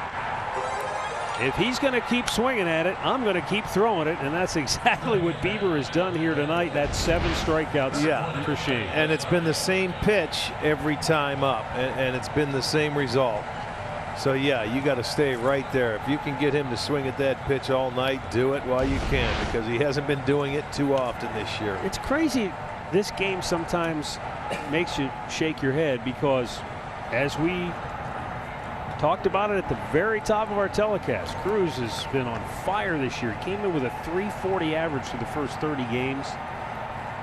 And tonight, he looks like he couldn't hit that ball if Bieber threw it underhanded. No, he can tell him what's coming. He still can't hit it, but he's still going to swing at it. Hey, that just happens. It goes to show you that some guys can pick up other guys differently. We go through this every night, and it's just a difficult game to play, especially when you get in the batter's box. 1-1.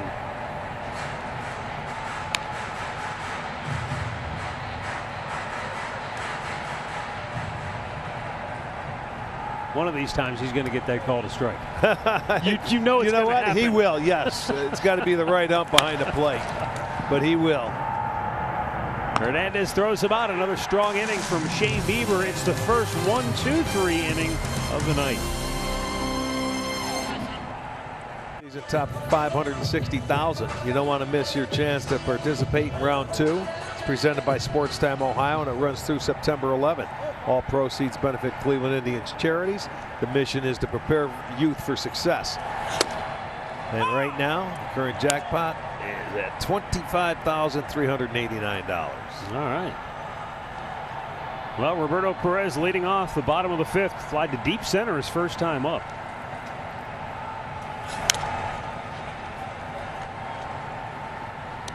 Yeah, that was after Luplo was picked off of first base.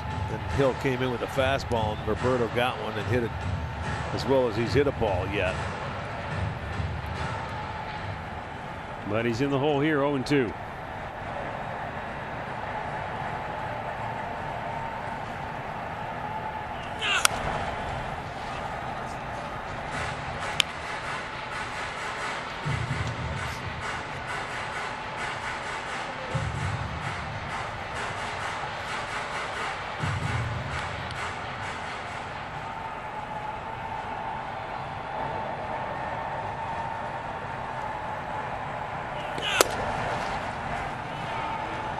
Roberto strikes out, third K for Hill, and all 3 of his strikeouts have been in the bottom 3rd of the order. Yeah, he just takes a heater right there. 89 miles an hour, inner part of the plate.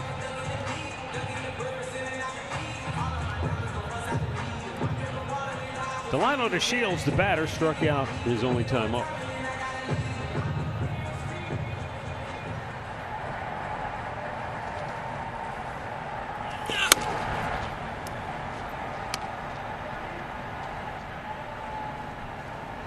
right, now here you go, baby. Come on.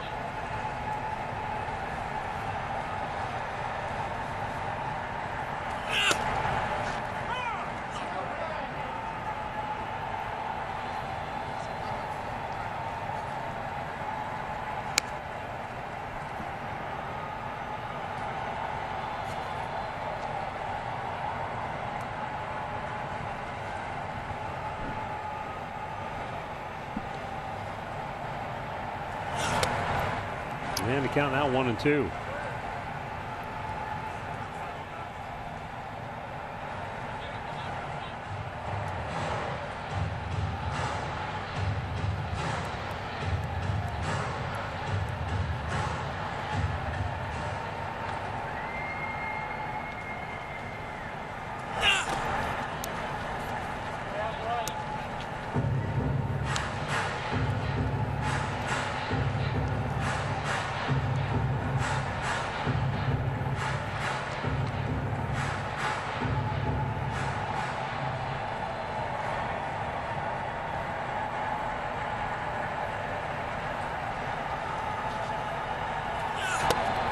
And he's down on strikes. Well, Rick, the story of the Indians Twins series this year is either Twins pitching or Indians lack of hitting. Because in the 4 consecutive wins for Minnesota, the Indians have scored 4 runs. And they only have 1 run halfway through tonight's game. So it's either this Minnesota pitching is better than people originally thought, or the Indians had a winning record against them last year, but they could still control a lot of these Indians hitters. Now, right now, with the way this offense or this lineup is constructed, if the first 4 guys don't do it, or possibly 5, then it doesn't get done. So if they can control those guys and keep them in check, you're not going to score many runs.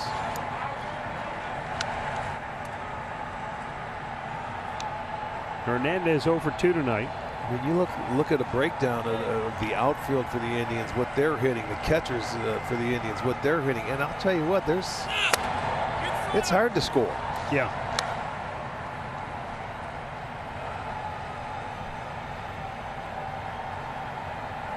But I mean, it's just not Minnesota. We've seen them go into a lot of different games, and they're not scoring a lot of runs. They are 13th in the league. They were 15th up until a couple of nights ago.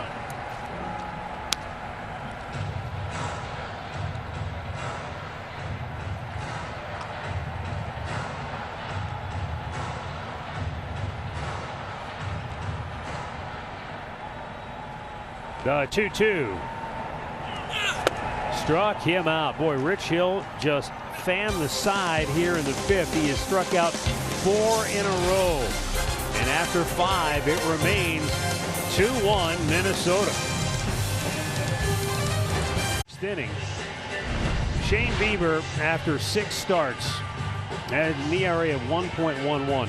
Here's the best first 6 starts of a season in Indians history. Now, if you'll notice, 2 guys from 1913, Bill Steen and Cy Falkenberg. So they were teammates. So that's either coincidence or maybe there's something more to it than just that. So in 1913, Cy Falkenberg is an interesting story. He had been a pitcher for Cleveland 1908, 1909, 1910, 1911. But by 1911, his career had kind of fallen off. He was just sort of a mediocre, middle-of-the-road kind of pitcher. So in 1912, he gets sent down. He spends the whole year in Toledo, and he discovers a new pitch. A legal pitch at the time, but it was known as the Emery ball. And it was a pitch where you would take an emery board, you would glue it to the inside of your glove, and then scuff the ball. The Negroes carried that tradition on. He claims that it was taught to him by a pitcher from New York by the name of Russ Ford.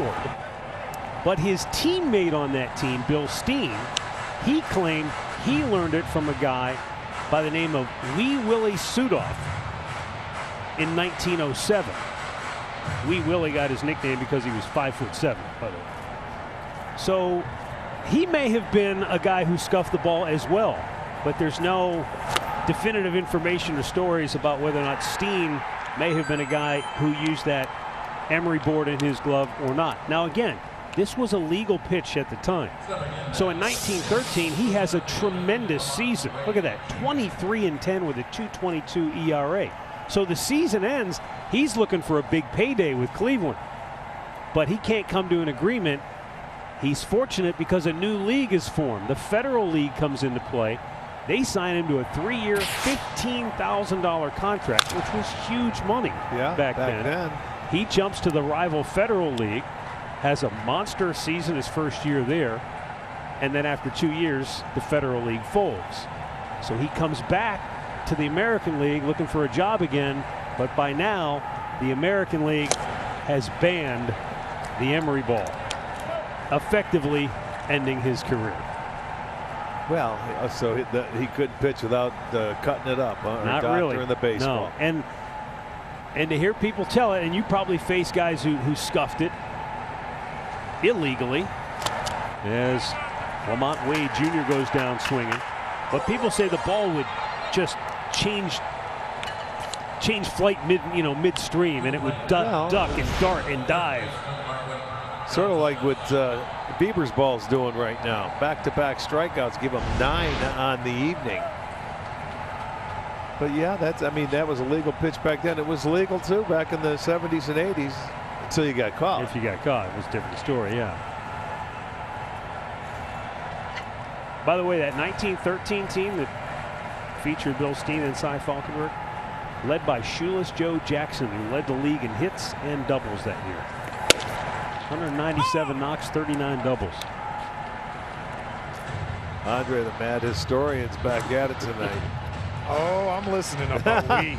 Trust me, I'm listening. I just wanted to, it looked like you were sleeping down there. No, I'm working on something on Bieber and how many pitches, how many different guys in the Twins. I'm working on something. I just saw a nice little changeup he threw to a left-hander instead of that cutter to a rise, and he made him swing and miss. The Twins obviously had a game plan though to get Bieber to throw a lot of bats. After the 5 innings, 9 plate appearances, they had taken at least 5+ pitches against Shane. It's completely different than the first start. I was working off that because I've been listening to you guys. Like, oh, there's that changeup. Yeah, it comes again with the left-handers, and it's a thing of beauty. It's a really good one, and he just, he seems to know exactly. Well, let's go to Roberto Perez. They know when to use it. 100th pitch of the night for Bieber. It's coming again. Just missed outside. By the way, you'd be happy to know, though, that Cy Falkenberg, after his career was over, he moved to San Francisco, opened a bowling alley, and lived out the rest of his days hanging around with his keglers. Lefty O'Doul was, might he been one? It's the maddest story. He's on a roll this week. Yes, he is.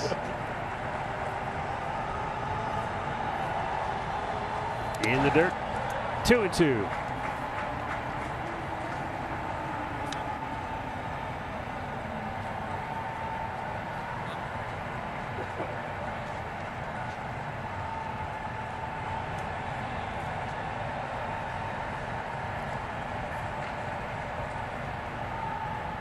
Bieber trying to punch out his 10th batter of the night, and what will most likely be his last inning of work. Oh, yeah. There it is, his 10th strikeout of the ball game. He strikes out the side here in the 6th. Sano, Wade, Gonzalez.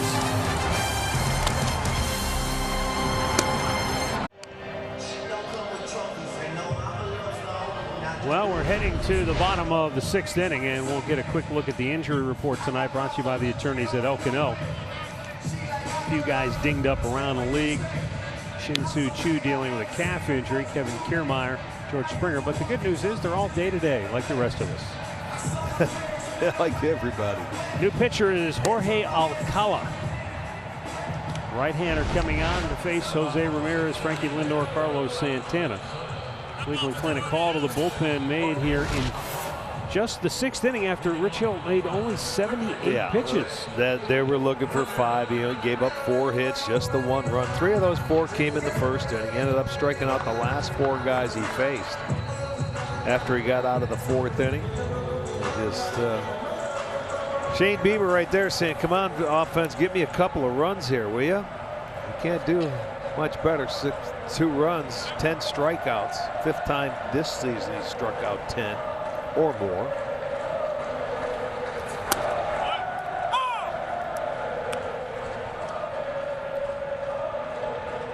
Ocala 1-0, making his 7th appearance. 15 strikeouts in his 12 innings of work.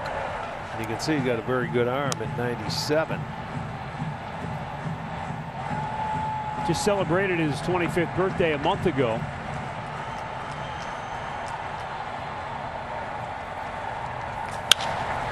And that's going to get through into right field. A base hit for Jose Ramirez, his 2nd hit of the night. Well, he really had to shift on for him again, and he was able to beat that ball because got it over the head of Sano.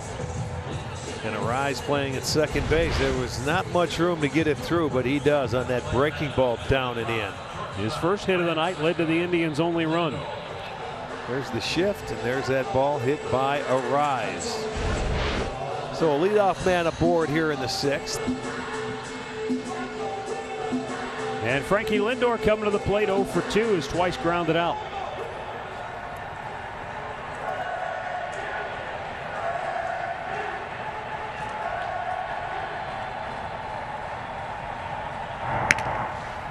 Ramirez stole 2 bases back in the 1st inning as well. He got to first base and took off on Hill, although he threw it to first base. Could have had him picked up, but he beat the throw to 2nd and then promptly stole 3rd.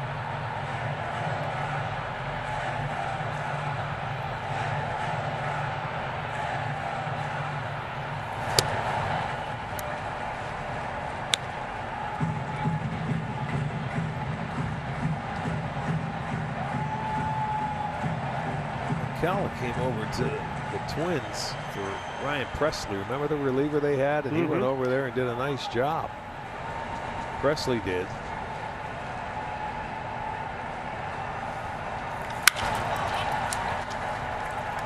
That is foul and on play. Well, Ocala at 25 years old has had the great benefit of getting to work with a veteran who has seen it all and done it all in LaTroy Hawkins.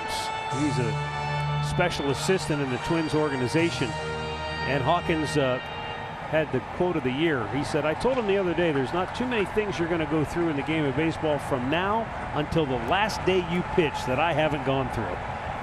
Well, that's true. He played for a long time. 21 years in the majors. He was a good pitcher, yes. 11 different teams, and 9 of those 21 years spent with the Minnesota Twins.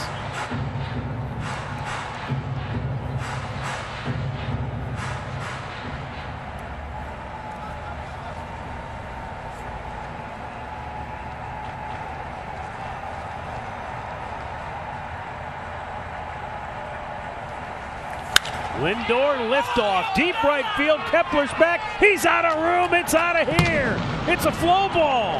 Hit it out onto the tarp in right field. And Lindor, with a 2-run homer here in the 6th, has put the Indians on top 3-2. And boy, is he jacked up.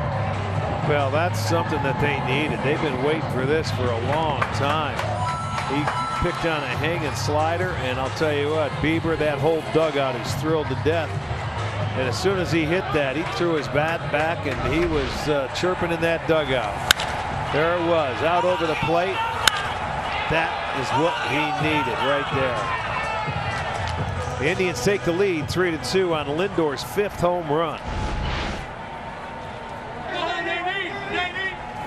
Now Carlos Santana looks at a ball inside. Boy, not too many times you see Lindor hit a ball and the first thing he did was look back into the dugout.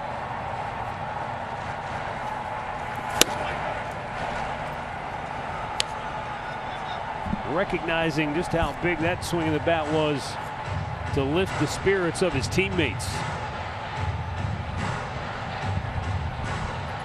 They take a 3-2 lead here in the 6th now.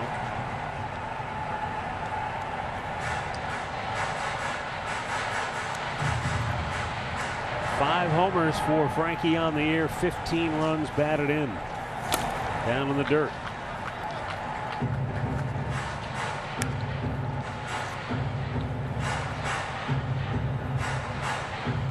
And he's He's starting to heat up a little bit too. Last 6 games now. 9 hits and 24 at bats. That is the 22nd home run allowed by the bullpen of the Minnesota Twins. Boy, and that came at the right time for the Indians and Shane Bieber.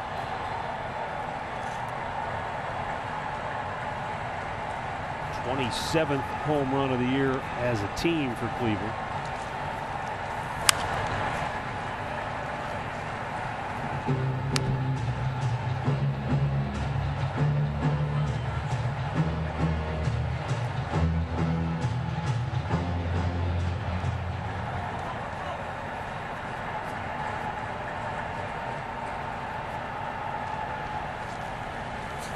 Down in the dirt.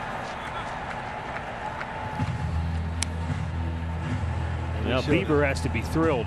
Oh gosh, yes.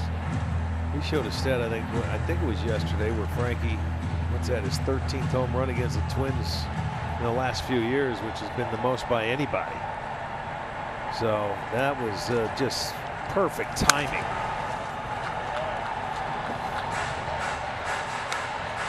Well, in 4 of his 5 home runs have given the Indians the lead. So yeah, absolutely. That's a guy, if you can get him going in that number 3 hole. But they haven't been able to sustain any offense whatsoever. Santana draws a walk, and Alcala has yet to retire a batter here in the 6th inning.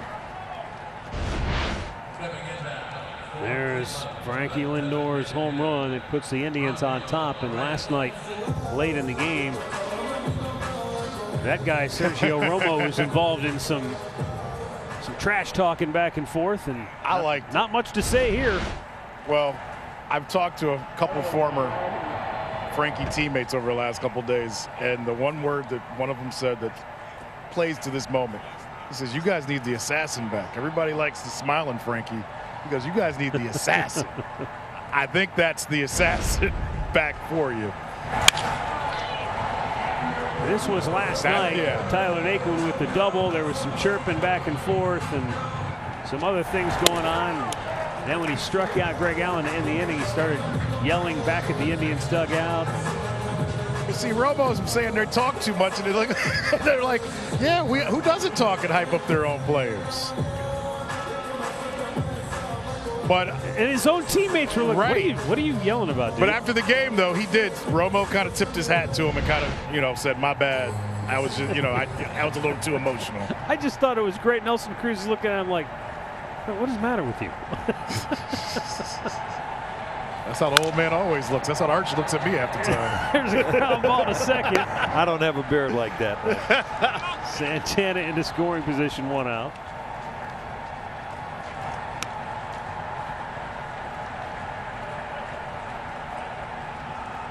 What was that? What was that old TV Looks like show? Naquin coming out to pinch hit. With David Carradine. Oh, the Grasshopper. Young Grasshopper. Yeah. Kung Fu. It's called Kung Fu, yeah. Well, here is Tyler Naquin going to bat for Jordan Luplow. Problem is Romo's not a young Grasshopper. He's a veteran. He's been around a long time. Right. Well, right now, Tyler Naquin trying to deliver and add to the lead. Santana out there at second base. Yeah, he's been locked in. He's been swinging the bat very well. And you have to let this guy come to you. He's having a tough time throwing some pitches. You may have a good chance to get that count in your favor.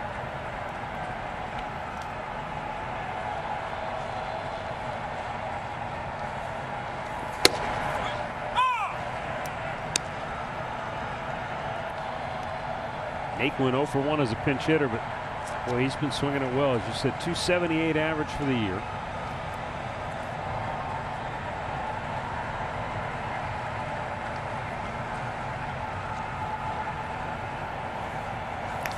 And there it is, down the right field line. That'll get into the corner. That'll plate another run. Santana scores. Naquin into second base with an RBI double, and it's a 4-2 Indians advantage. Yeah, he's got to be out there getting at-bats because he's hot right now. He is locked in. Everything he's swinging at is he's hitting the ball hard. Looked like he hit a changeup to pull it down into the corner. Yes, it is. It's a changeup down. Oh, thank you. That's right into his wheelhouse. So Naquin with his first pinch hit of the year. He'll drive in a run, make it a 4-2 ball game.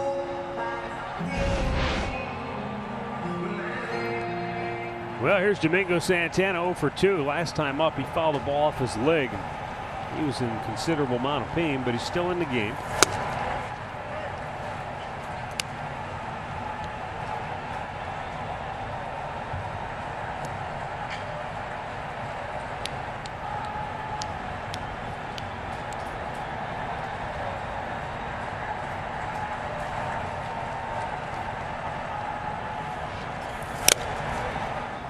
Almost lost the bat again. No, he's not wearing gloves. His last at bat, he threw it up onto the screen. His top hand came off the bat.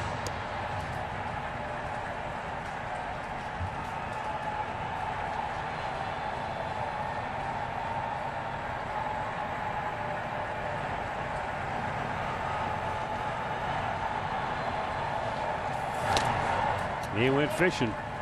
And on 3 pitches, he's out number 2.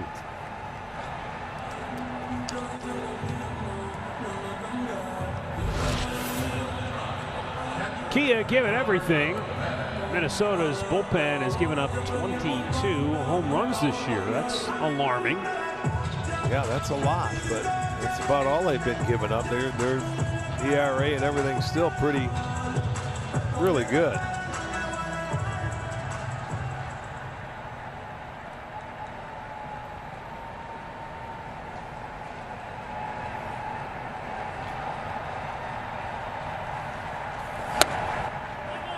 Roberto Perez 0 for 2 tonight.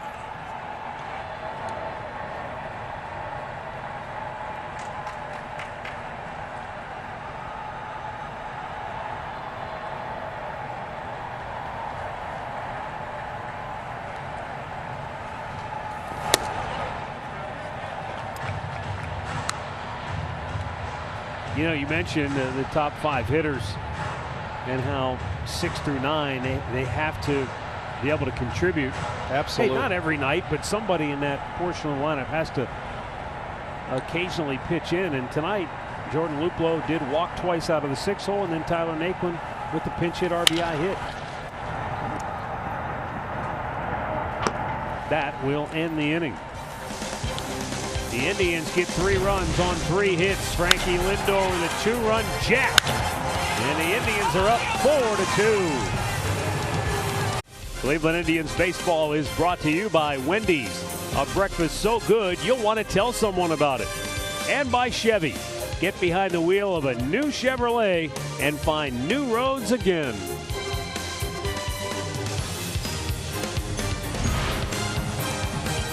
We go to the 7th inning. 4-2 Cleveland. New pitcher is Oliver Perez after Shane Bieber went 6 innings tonight.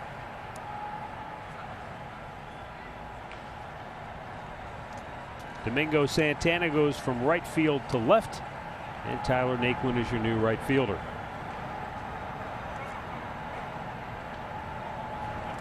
Luis Arraez will lead off for Minnesota.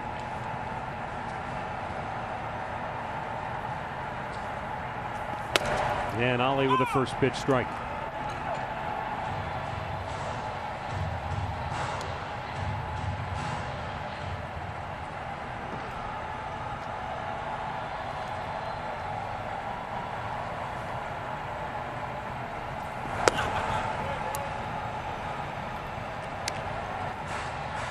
You know,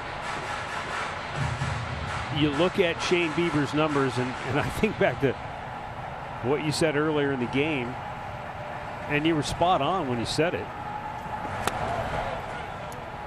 He wasn't as sharp as we have seen him. Right. And yet when it's all said and done, 6 innings, 4 hits, 10 2 runs. strikeouts. Right. you know, 4 hits, 2 runs, couple of runs. He battled his way through, and tonight wasn't his night, in my opinion.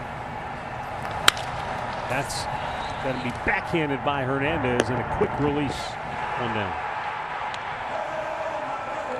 But that's what the good ones do. They find a way to hang in there and battle their way through, and he did with 10 strikeouts. That curveball, they still were swinging at that ball out of the zone. That's still how good it was. But we've seen him control it a little bit better, but boy, he worked his way through it, and a lot of them have come on that slider. You can see the yellow. Look at how many of those pitches aren't even in the strike zone. Right. Most of them, they get ahead, and then they just go ahead and chase. 19 swings and misses for Bieber. Ryan Jeffers 0 for 2, fouls a pitch back from Ollie.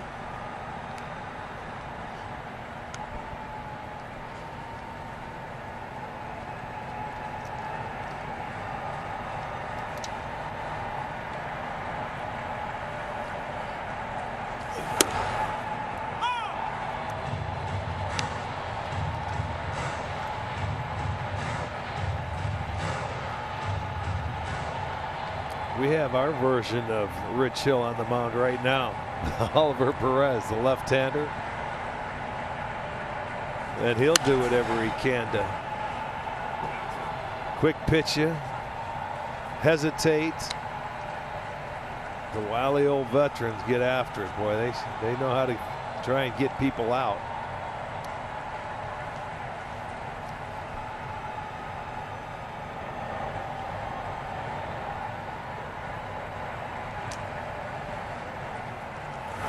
Rich Hill is a year older than Oliver Perez, but Oliver Perez was already pitching in the big leagues the year Rich Hill was drafted.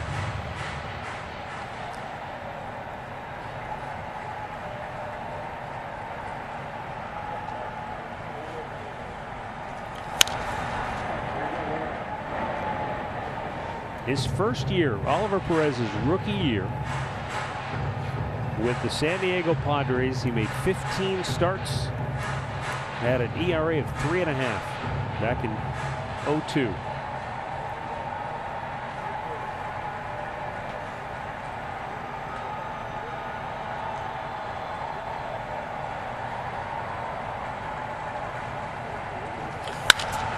And that's fair. Nice piece of hitting by Ryan Jeffers. Just reached out and punched it up the first base line. And a 1-out single brings up Max Kepler. Didn't try to do too much. Watch Perez, he left that ball up in the zone and he just slaps it. Santana's playing off the bag.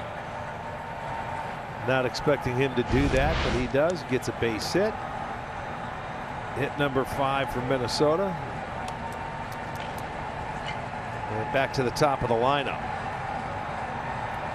Max Kepler 1 out of 3. He had an RBI hit back in the second.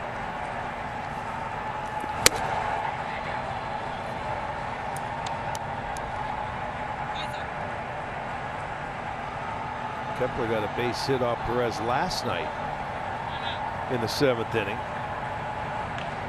Hit a fastball.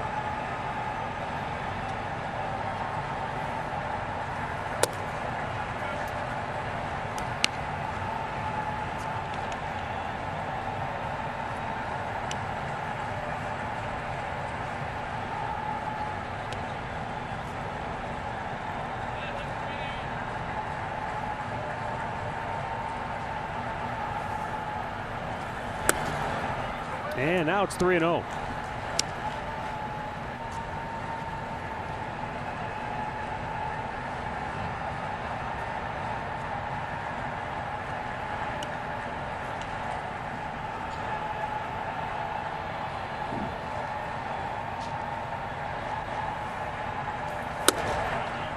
And he missed on 4 straight. And so now there are 2 on with a 1 out, and Jorge Polanco coming up. Now he got Polanco to hit into a double play last night. Sandy Alomar weighing his options with Karinchak ready in the bullpen. He's going to go get him. I would think that's why you have Karinchak up. And Sandy says, call the bullpen, make sure he's ready. And he sends Roberto out to stall for a little time. That's exactly what they're doing. They're making sure he's ready to come into a ball game because he wants to make that move. He's not ready.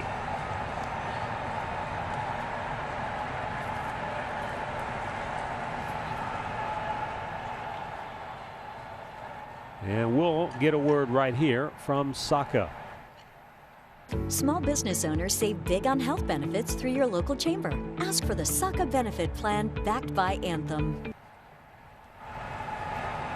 Either he's not ready, Rick, or they had a change of heart in the dugout last moment there because Karinchak appears to be ready. Yeah, I'm looking out there. He's not throwing, so he's looking up there. He was, I think, maybe expecting to come in, but Carl Willis ended up going out there to talk to Perez as opposed to Sandy went back into the dugout.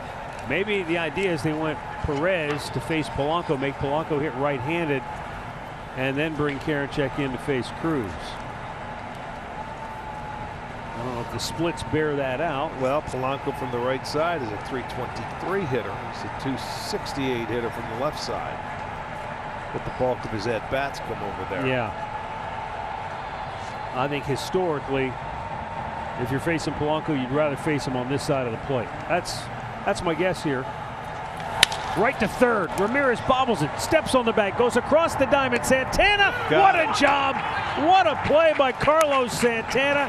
And Oliver Perez gets out of trouble with another double play, the second in as many nights against Jorge Polanco.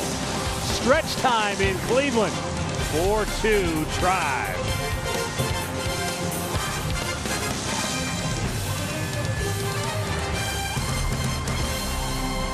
Review your 21 renewal information. You can secure the lowest possible price and more. Deadline to renew will be Friday. Call 216-420-HITS.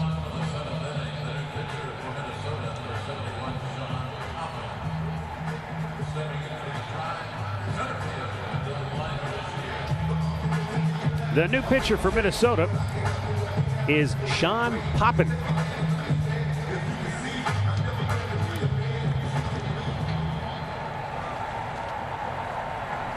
First appearance against the Tribe in his career. And a first pitch strike to Delino DeShields.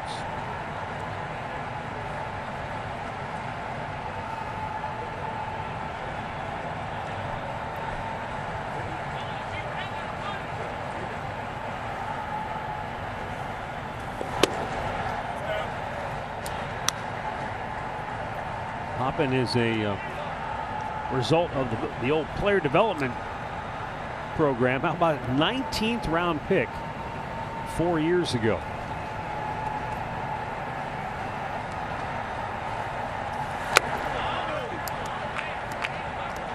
Well, you don't see many 19th rounders.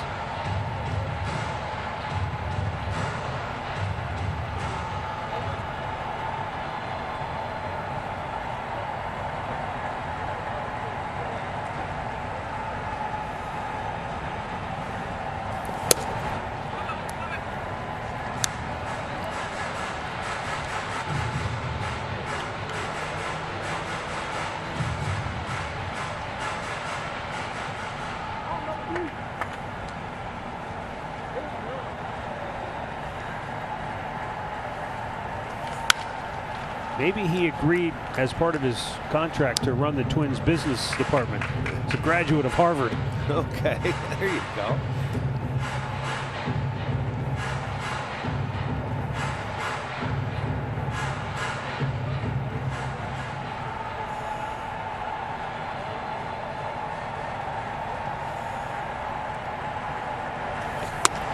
And a little high, ball 4.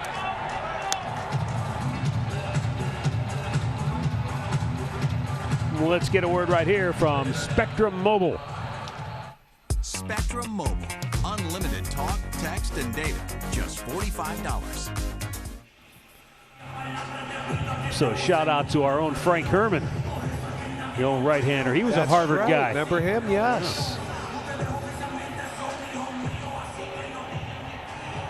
Well, we were looking at names from the past of yes, we players were. that we had earlier tonight. So Hello, Frank, if you're paying attention or watching. There's a bunt, but it's gonna go foul.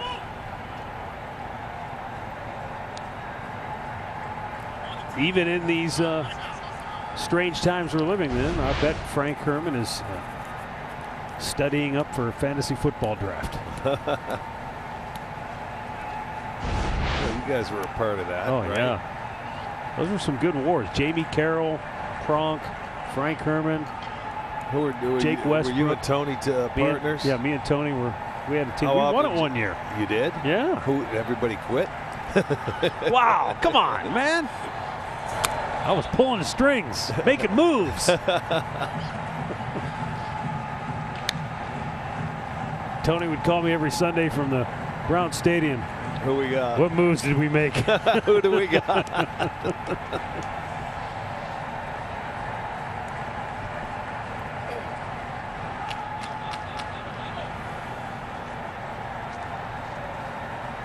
1-1 pitch. Hernandez again trying to get the bunt down, but that was way off the plate. See, I like what he's doing here. He's not sacrificing to give it up. If he wants to come in, fine. But this guy's not that tough where you can't, pull it back and just take a swing. He's got the bat control to shoot it the other way. And there's a big hole right now when you see Gonzalez coming in, even with the bag, and he's even up more. But Hernandez can use the whole field. That's why I wouldn't mind if this guy swings here. Gets away.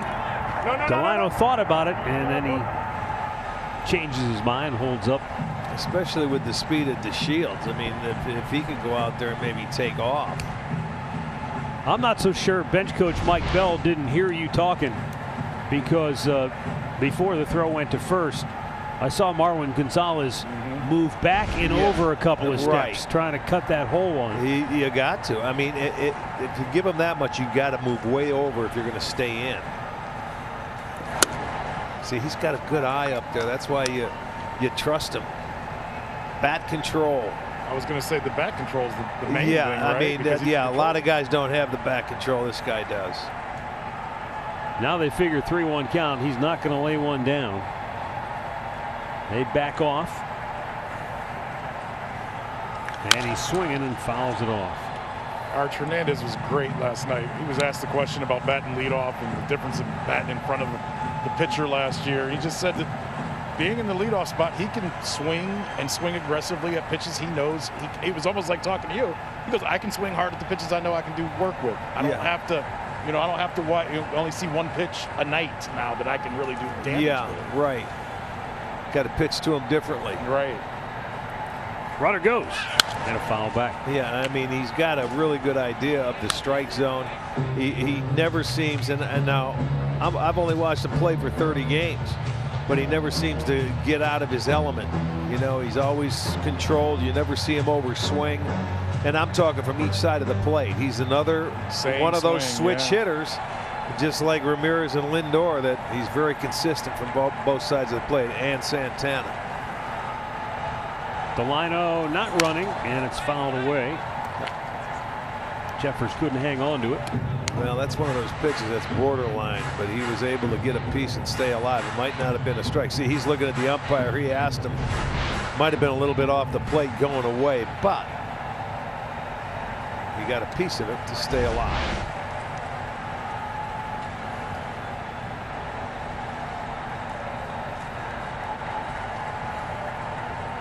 There goes Delino, and that's ball 4. He's walked the first 2.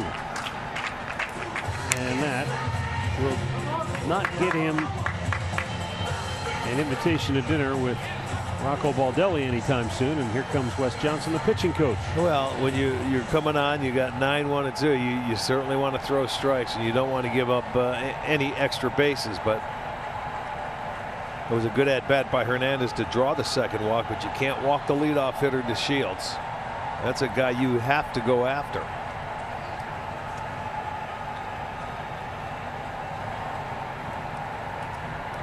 Well, now Sean Poppin will look to a pitcher's best friend. Last year, he became the 22nd pitcher since 1961 to record 3 ground ball double plays in his major league debut.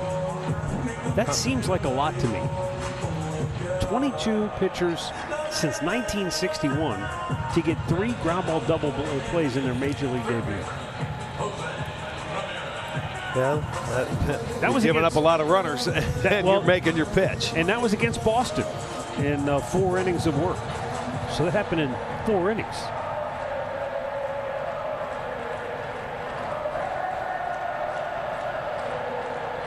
Jose Ramirez, 2 singles, 2 stolen bases, 2 runs scored.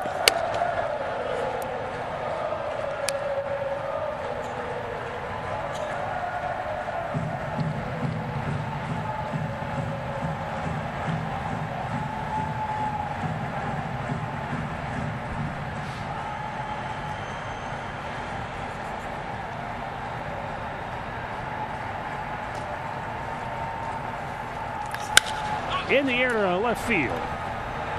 Rosario.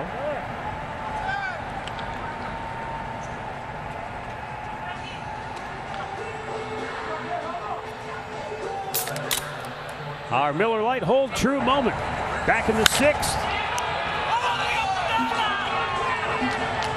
A no-doubter by Frankie Lindor.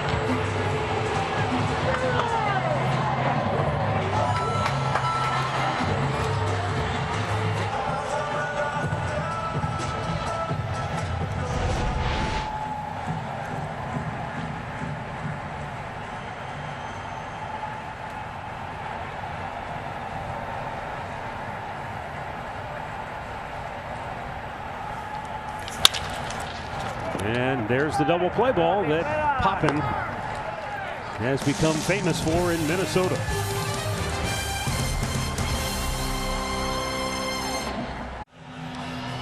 James Karinchak coming on to pitch here in the 8th inning for Cleveland. Stats with Lowe's shows us that Karinchak has punched out 30. No reliever has more in the majors. Well, I can see why with his stuff. In addition to Karinchak, Greg Allen has come on to play left field for Domingo Santana. Karinchak has the meat of the order. Nelson Cruz, Eddie Rosario, and Miguel Sano due up. 4-2, Cleveland leads it.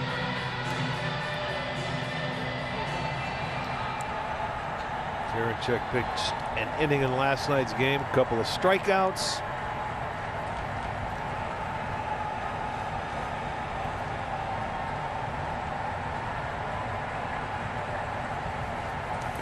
Yeah, he struck out Cruz and Sano. These are the same 3 hitters he faced last night. Well, Bieber, he did a number on these guys. He faced Cruz 3 times, had 3 strikeouts, threw him 13 pitches, 10 of them were strikes.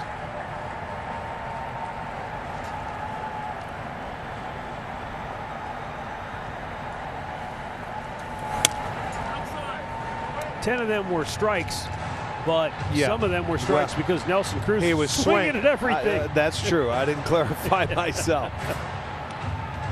6 swings and misses for Cruz. I didn't expand that. Yeah, you know, and again, if you get into some of the more advanced metrics and some of these stat services that we are able to check on, they keep track of chase percentage. And yeah, it gets so thorough. It never ends. That's why we leave it to Andre, because he's got all the time to do all the checking. But there again, you know, like a stat like chase percentage as Cruz leans it, and what a catch by Naquin. That ball really handcuffed him. That was a tough play. I mean, a bullet. He wasn't sure that ball was going to stay up. And that's a really, really tough play as an outfielder, but he kept coming, and that ball stayed up because he hit it so hard. And you don't know, that ball was sinking, and you come up sometimes and you're lucky as an outfielder, and I think that's one time luck paid off. That's a tough catch. The guys that don't want to catch it. Yeah. Yay. Good job, guys. That's like the clap when you're at the opera. Yeah. Bravo, bravo. That's why Cheerio. that's why he's out there. Put it that way. There's a ball blasted to deep center, but DeShields, a lot of room out there. 2 down. Checking our storylines, brought to you by Wayside Furniture. We were really anticipating the Bieber-Cruz matchup, and it was decidedly one-sided. Yeah, Bieber took advantage of him tonight, and he had him swinging the bat. He got him in swing mode early, and he stayed with that breaking ball all 3 times. He got him on the same pitch every at-bat. Not an easy thing to do.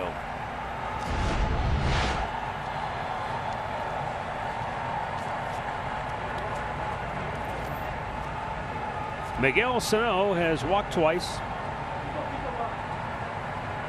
and scored a run. That was back in the second.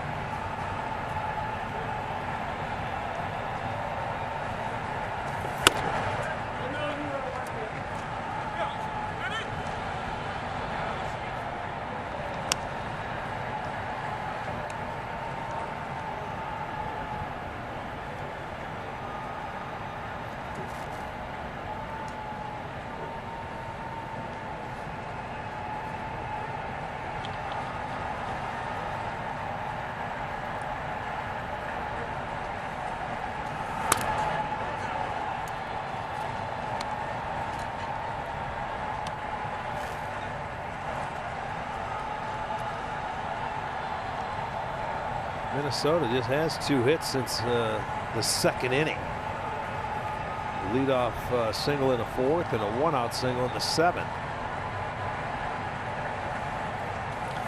There's the curveball, and it's going to be blooped into right field for a base hit by Sano.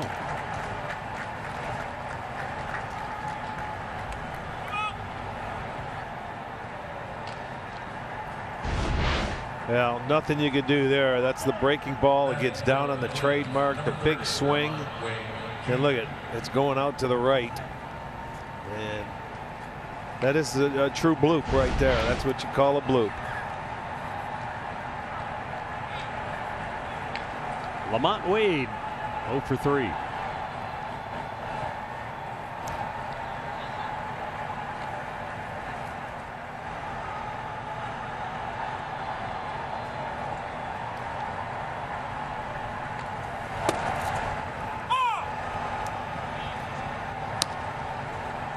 Well, Sano has had his problems when it comes to facing Indians pitchers over the years, but he's locked in right now. He's in a really good spot. 9-game hitting streak now. 8 of those games have been extra base hits.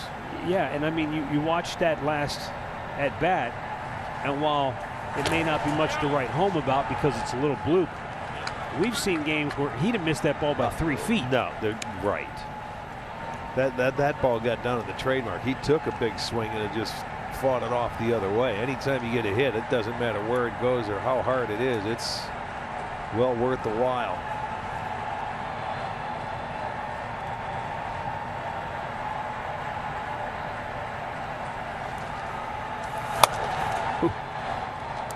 The cool part about that streak by Sano, the 8 games with an extra base hit consecutively. Harmon Killebrew and Tony Oliva are the only other Twins. Yeah, 2 of the great ones. Wow. 2 of the great Twins, no question.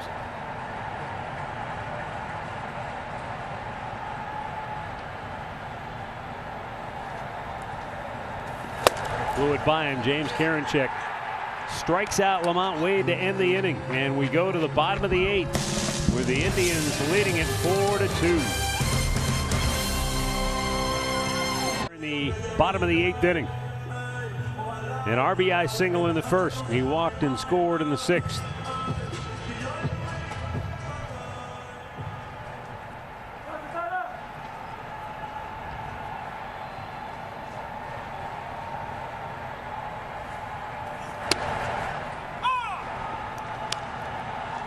Lindor, Ramirez, Santana, Reyes all have hits tonight.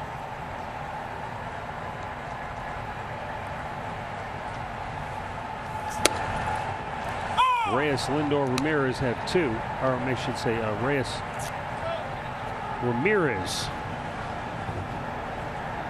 have 2 hits each. Lindor has the 2-run homer. Great.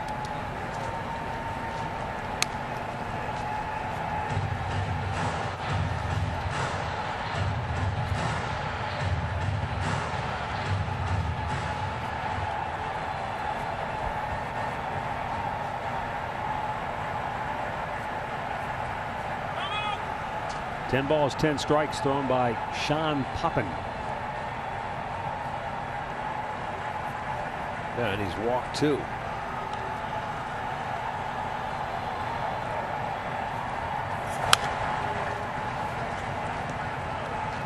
So a little changeup that's done, and it really runs away. And we saw Hernandez, before he drew his walk, foul a couple of pitches that was just off the plate.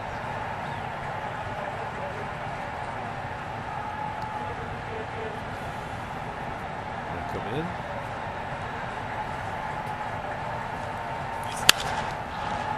Out of play. As you can see the natural movement. Jeffers called that ball on the inside part of the plate, and you see where it runs back over. You know, that was middle of the plate going away. So he has that natural movement on his pitch.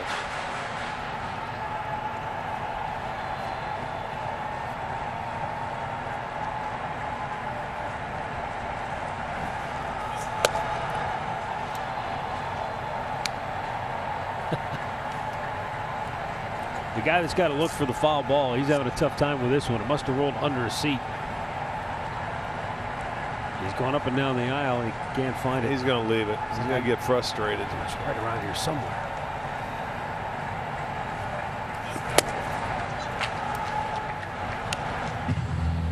You're right. I think he gave up. I'm betting on the ball. I'm betting on the ball. He's like, heck with it. Somebody else will find it. It's gone. Maybe he ought to get his buddy Bobby D down there. He'll help. He's a ball magnet.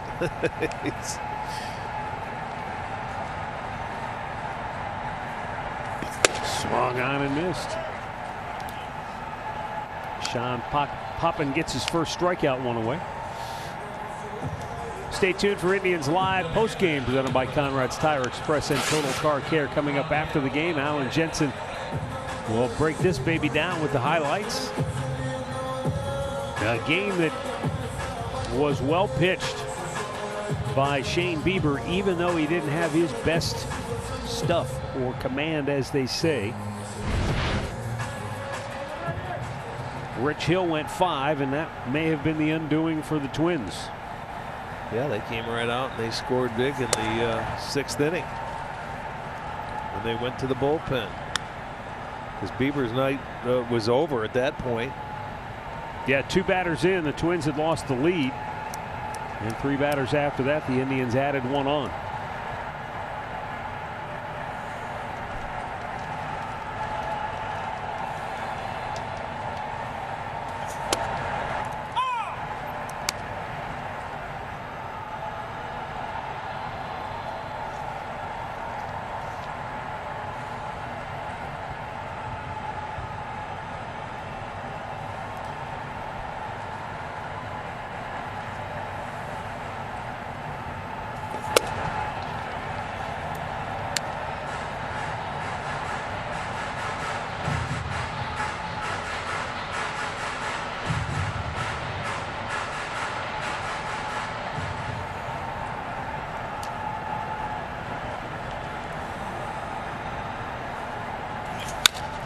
You know, Rick, I was just thinking that for all of the pot shots that the American League Central Division took a year ago for how bad it was, it's the most competitive division in baseball right now. Yeah, the top 3 teams with the most wins.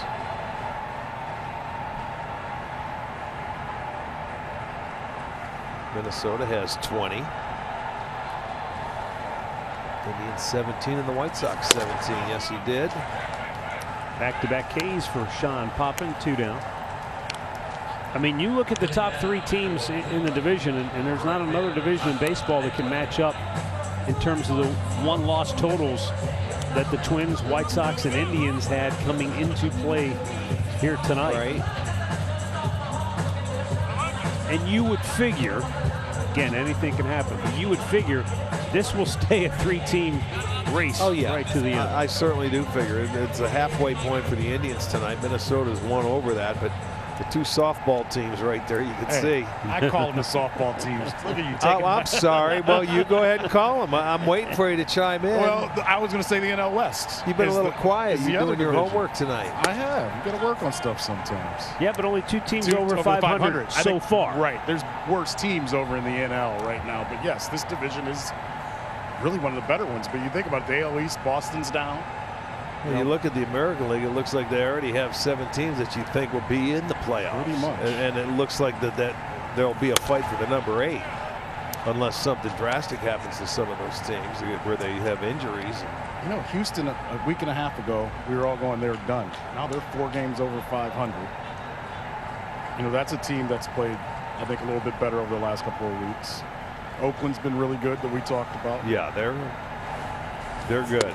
I think what also is going to be interesting to see, as you say, we get on the other side of the halfway point. Teams have some makeup games, to be some doubleheaders coming, but you know, will Toronto and Baltimore stay competitive throughout, or will they, will their shortcomings start to show Toronto, I mean, they've got some good young players over there. Another softball team. It's a matter of if they can get any kind of pitching, and I'm sure the same with Baltimore. Well, those will be the fun teams to see what they do at the trade deadline as well. You know, will they sell off some of the veterans they have, or will they pick up and bring someone in and say, let's go for it? Well, you're big on the trade department, so we'll see. Well, we only got a week. It's a small season. Have you changed your mind? How do you feel it's going to go? Do you have a feel for it yet? I don't think we're going to get many big deals. I don't either. I think there's too many teams that still feel like they're in it. Indians go in order. We go to the 9th. 4-2 Cleveland. This copyrighted telecast is presented by authority of the Cleveland Indians and may not be reproduced or retransmitted in any form, and the accounts and descriptions of this game may not be disseminated without the express written consent of the Cleveland Indians.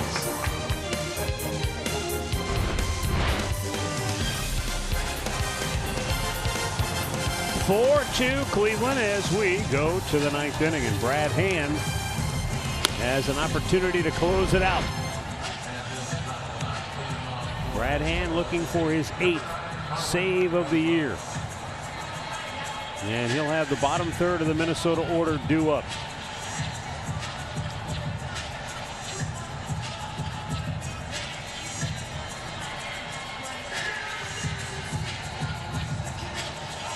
And since Shane Bieber can only win this game, he cannot lose it. This statistic will hold true regardless of what happens here in the 9th. He's the first Indians pitcher to be undefeated through his first 7 starts with an ERA under 150 since Cliff Lee back in his Cy Young season of '08. That year, Cliff Lee was unbelievable. He was 6-0 to start the year, and his ERA was 0.67. Yeah, remember that? He wasn't even on the playoff roster the year before that. Right.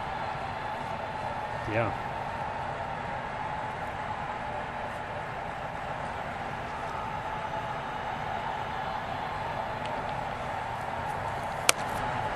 That was one of those years too, and I know you remember this. Cliff Lee's curveball was just unhittable.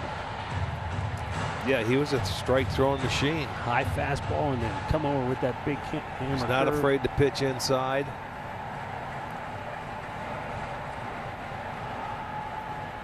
The 1-1 from Brad Hand. Marwin Gonzalez drills it to center. Delano to Shields back to the track. Makes the catch just shy of the wall, 1 away. And Marwin Gonzalez 1 for 3 on the night, heads back to the dugout. Hitting now for the Twins, number 2, Luis Arraez drove in a run for Minnesota back in the 2nd. He's now hit in 7 straight games.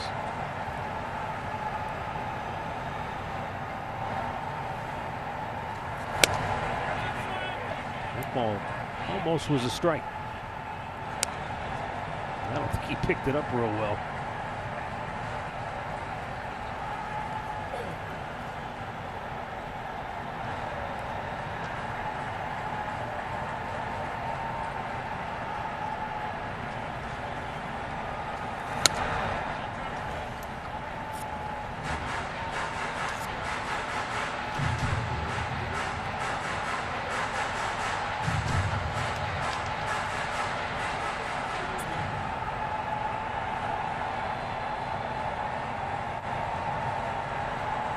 Vargas in the on-deck circle, I see.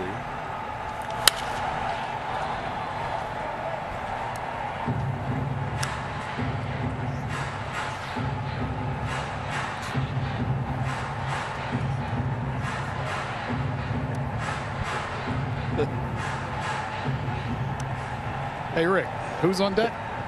Vargas. Vargas who? The 2-1 pitch is fouled back. My man Doug Deacon, if you're listening, you should appreciate this. That would be Ildemaro Vargas. Ildemaro. Till tomorrow.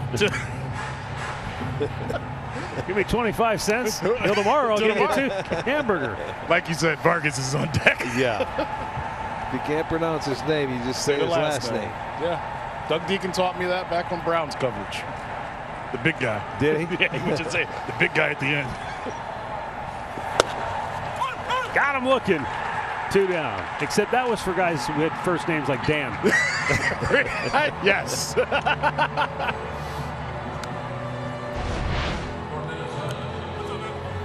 Oh, yeah. Yes, it is. That's a fastball on the outside edge, and that's one thing Hand has been doing. A little better velocity this year.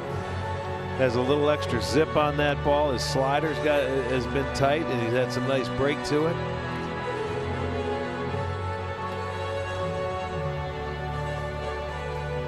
And here is the pinch hitter, Ildemaro Vargas.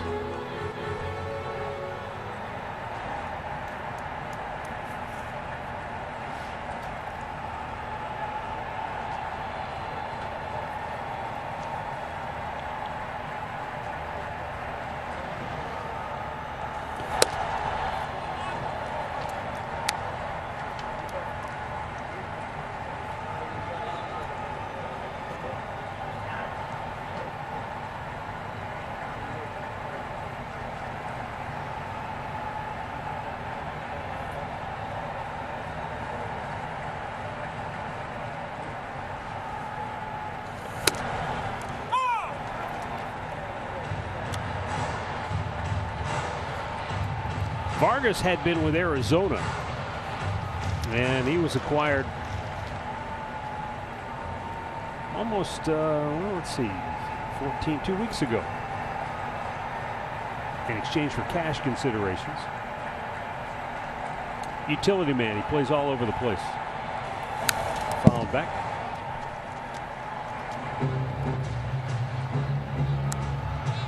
In 8 games with Arizona, he was 3 for 20. In 7 games with Minnesota, he's 5 for 17.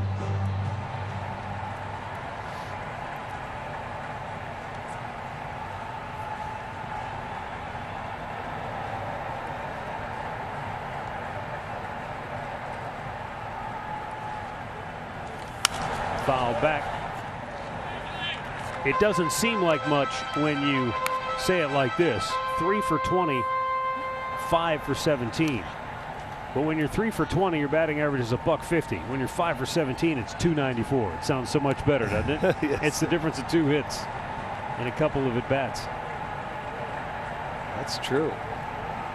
It's all on how you look at things. Now the 1-2. Foul.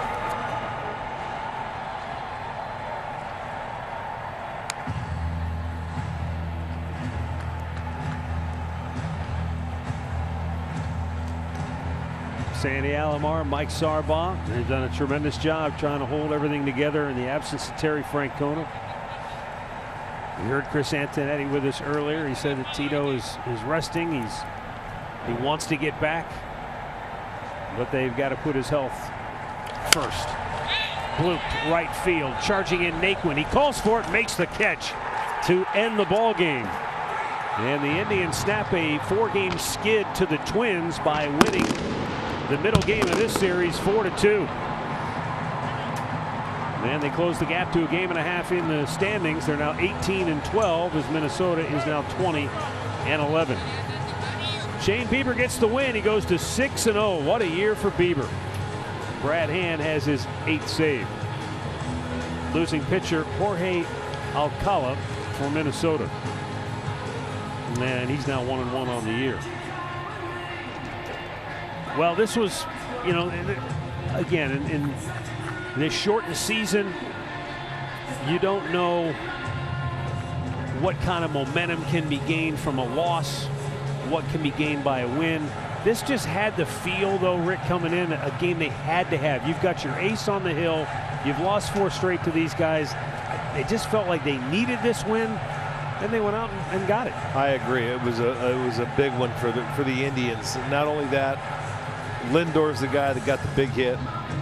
Hit a 2-run homer to give them a lead. They added 1 more, but Bieber hung in there. He pitched his tail off with 10 strikeouts, only allowed the 2 runs that came back in the 2nd inning, and they scored after the Indians got on the board early. So this was a game, I agree with you, that they wanted to win. I'd like to see him close it out tomorrow. It's going to be Mike Clevenger on the mound for the Indians.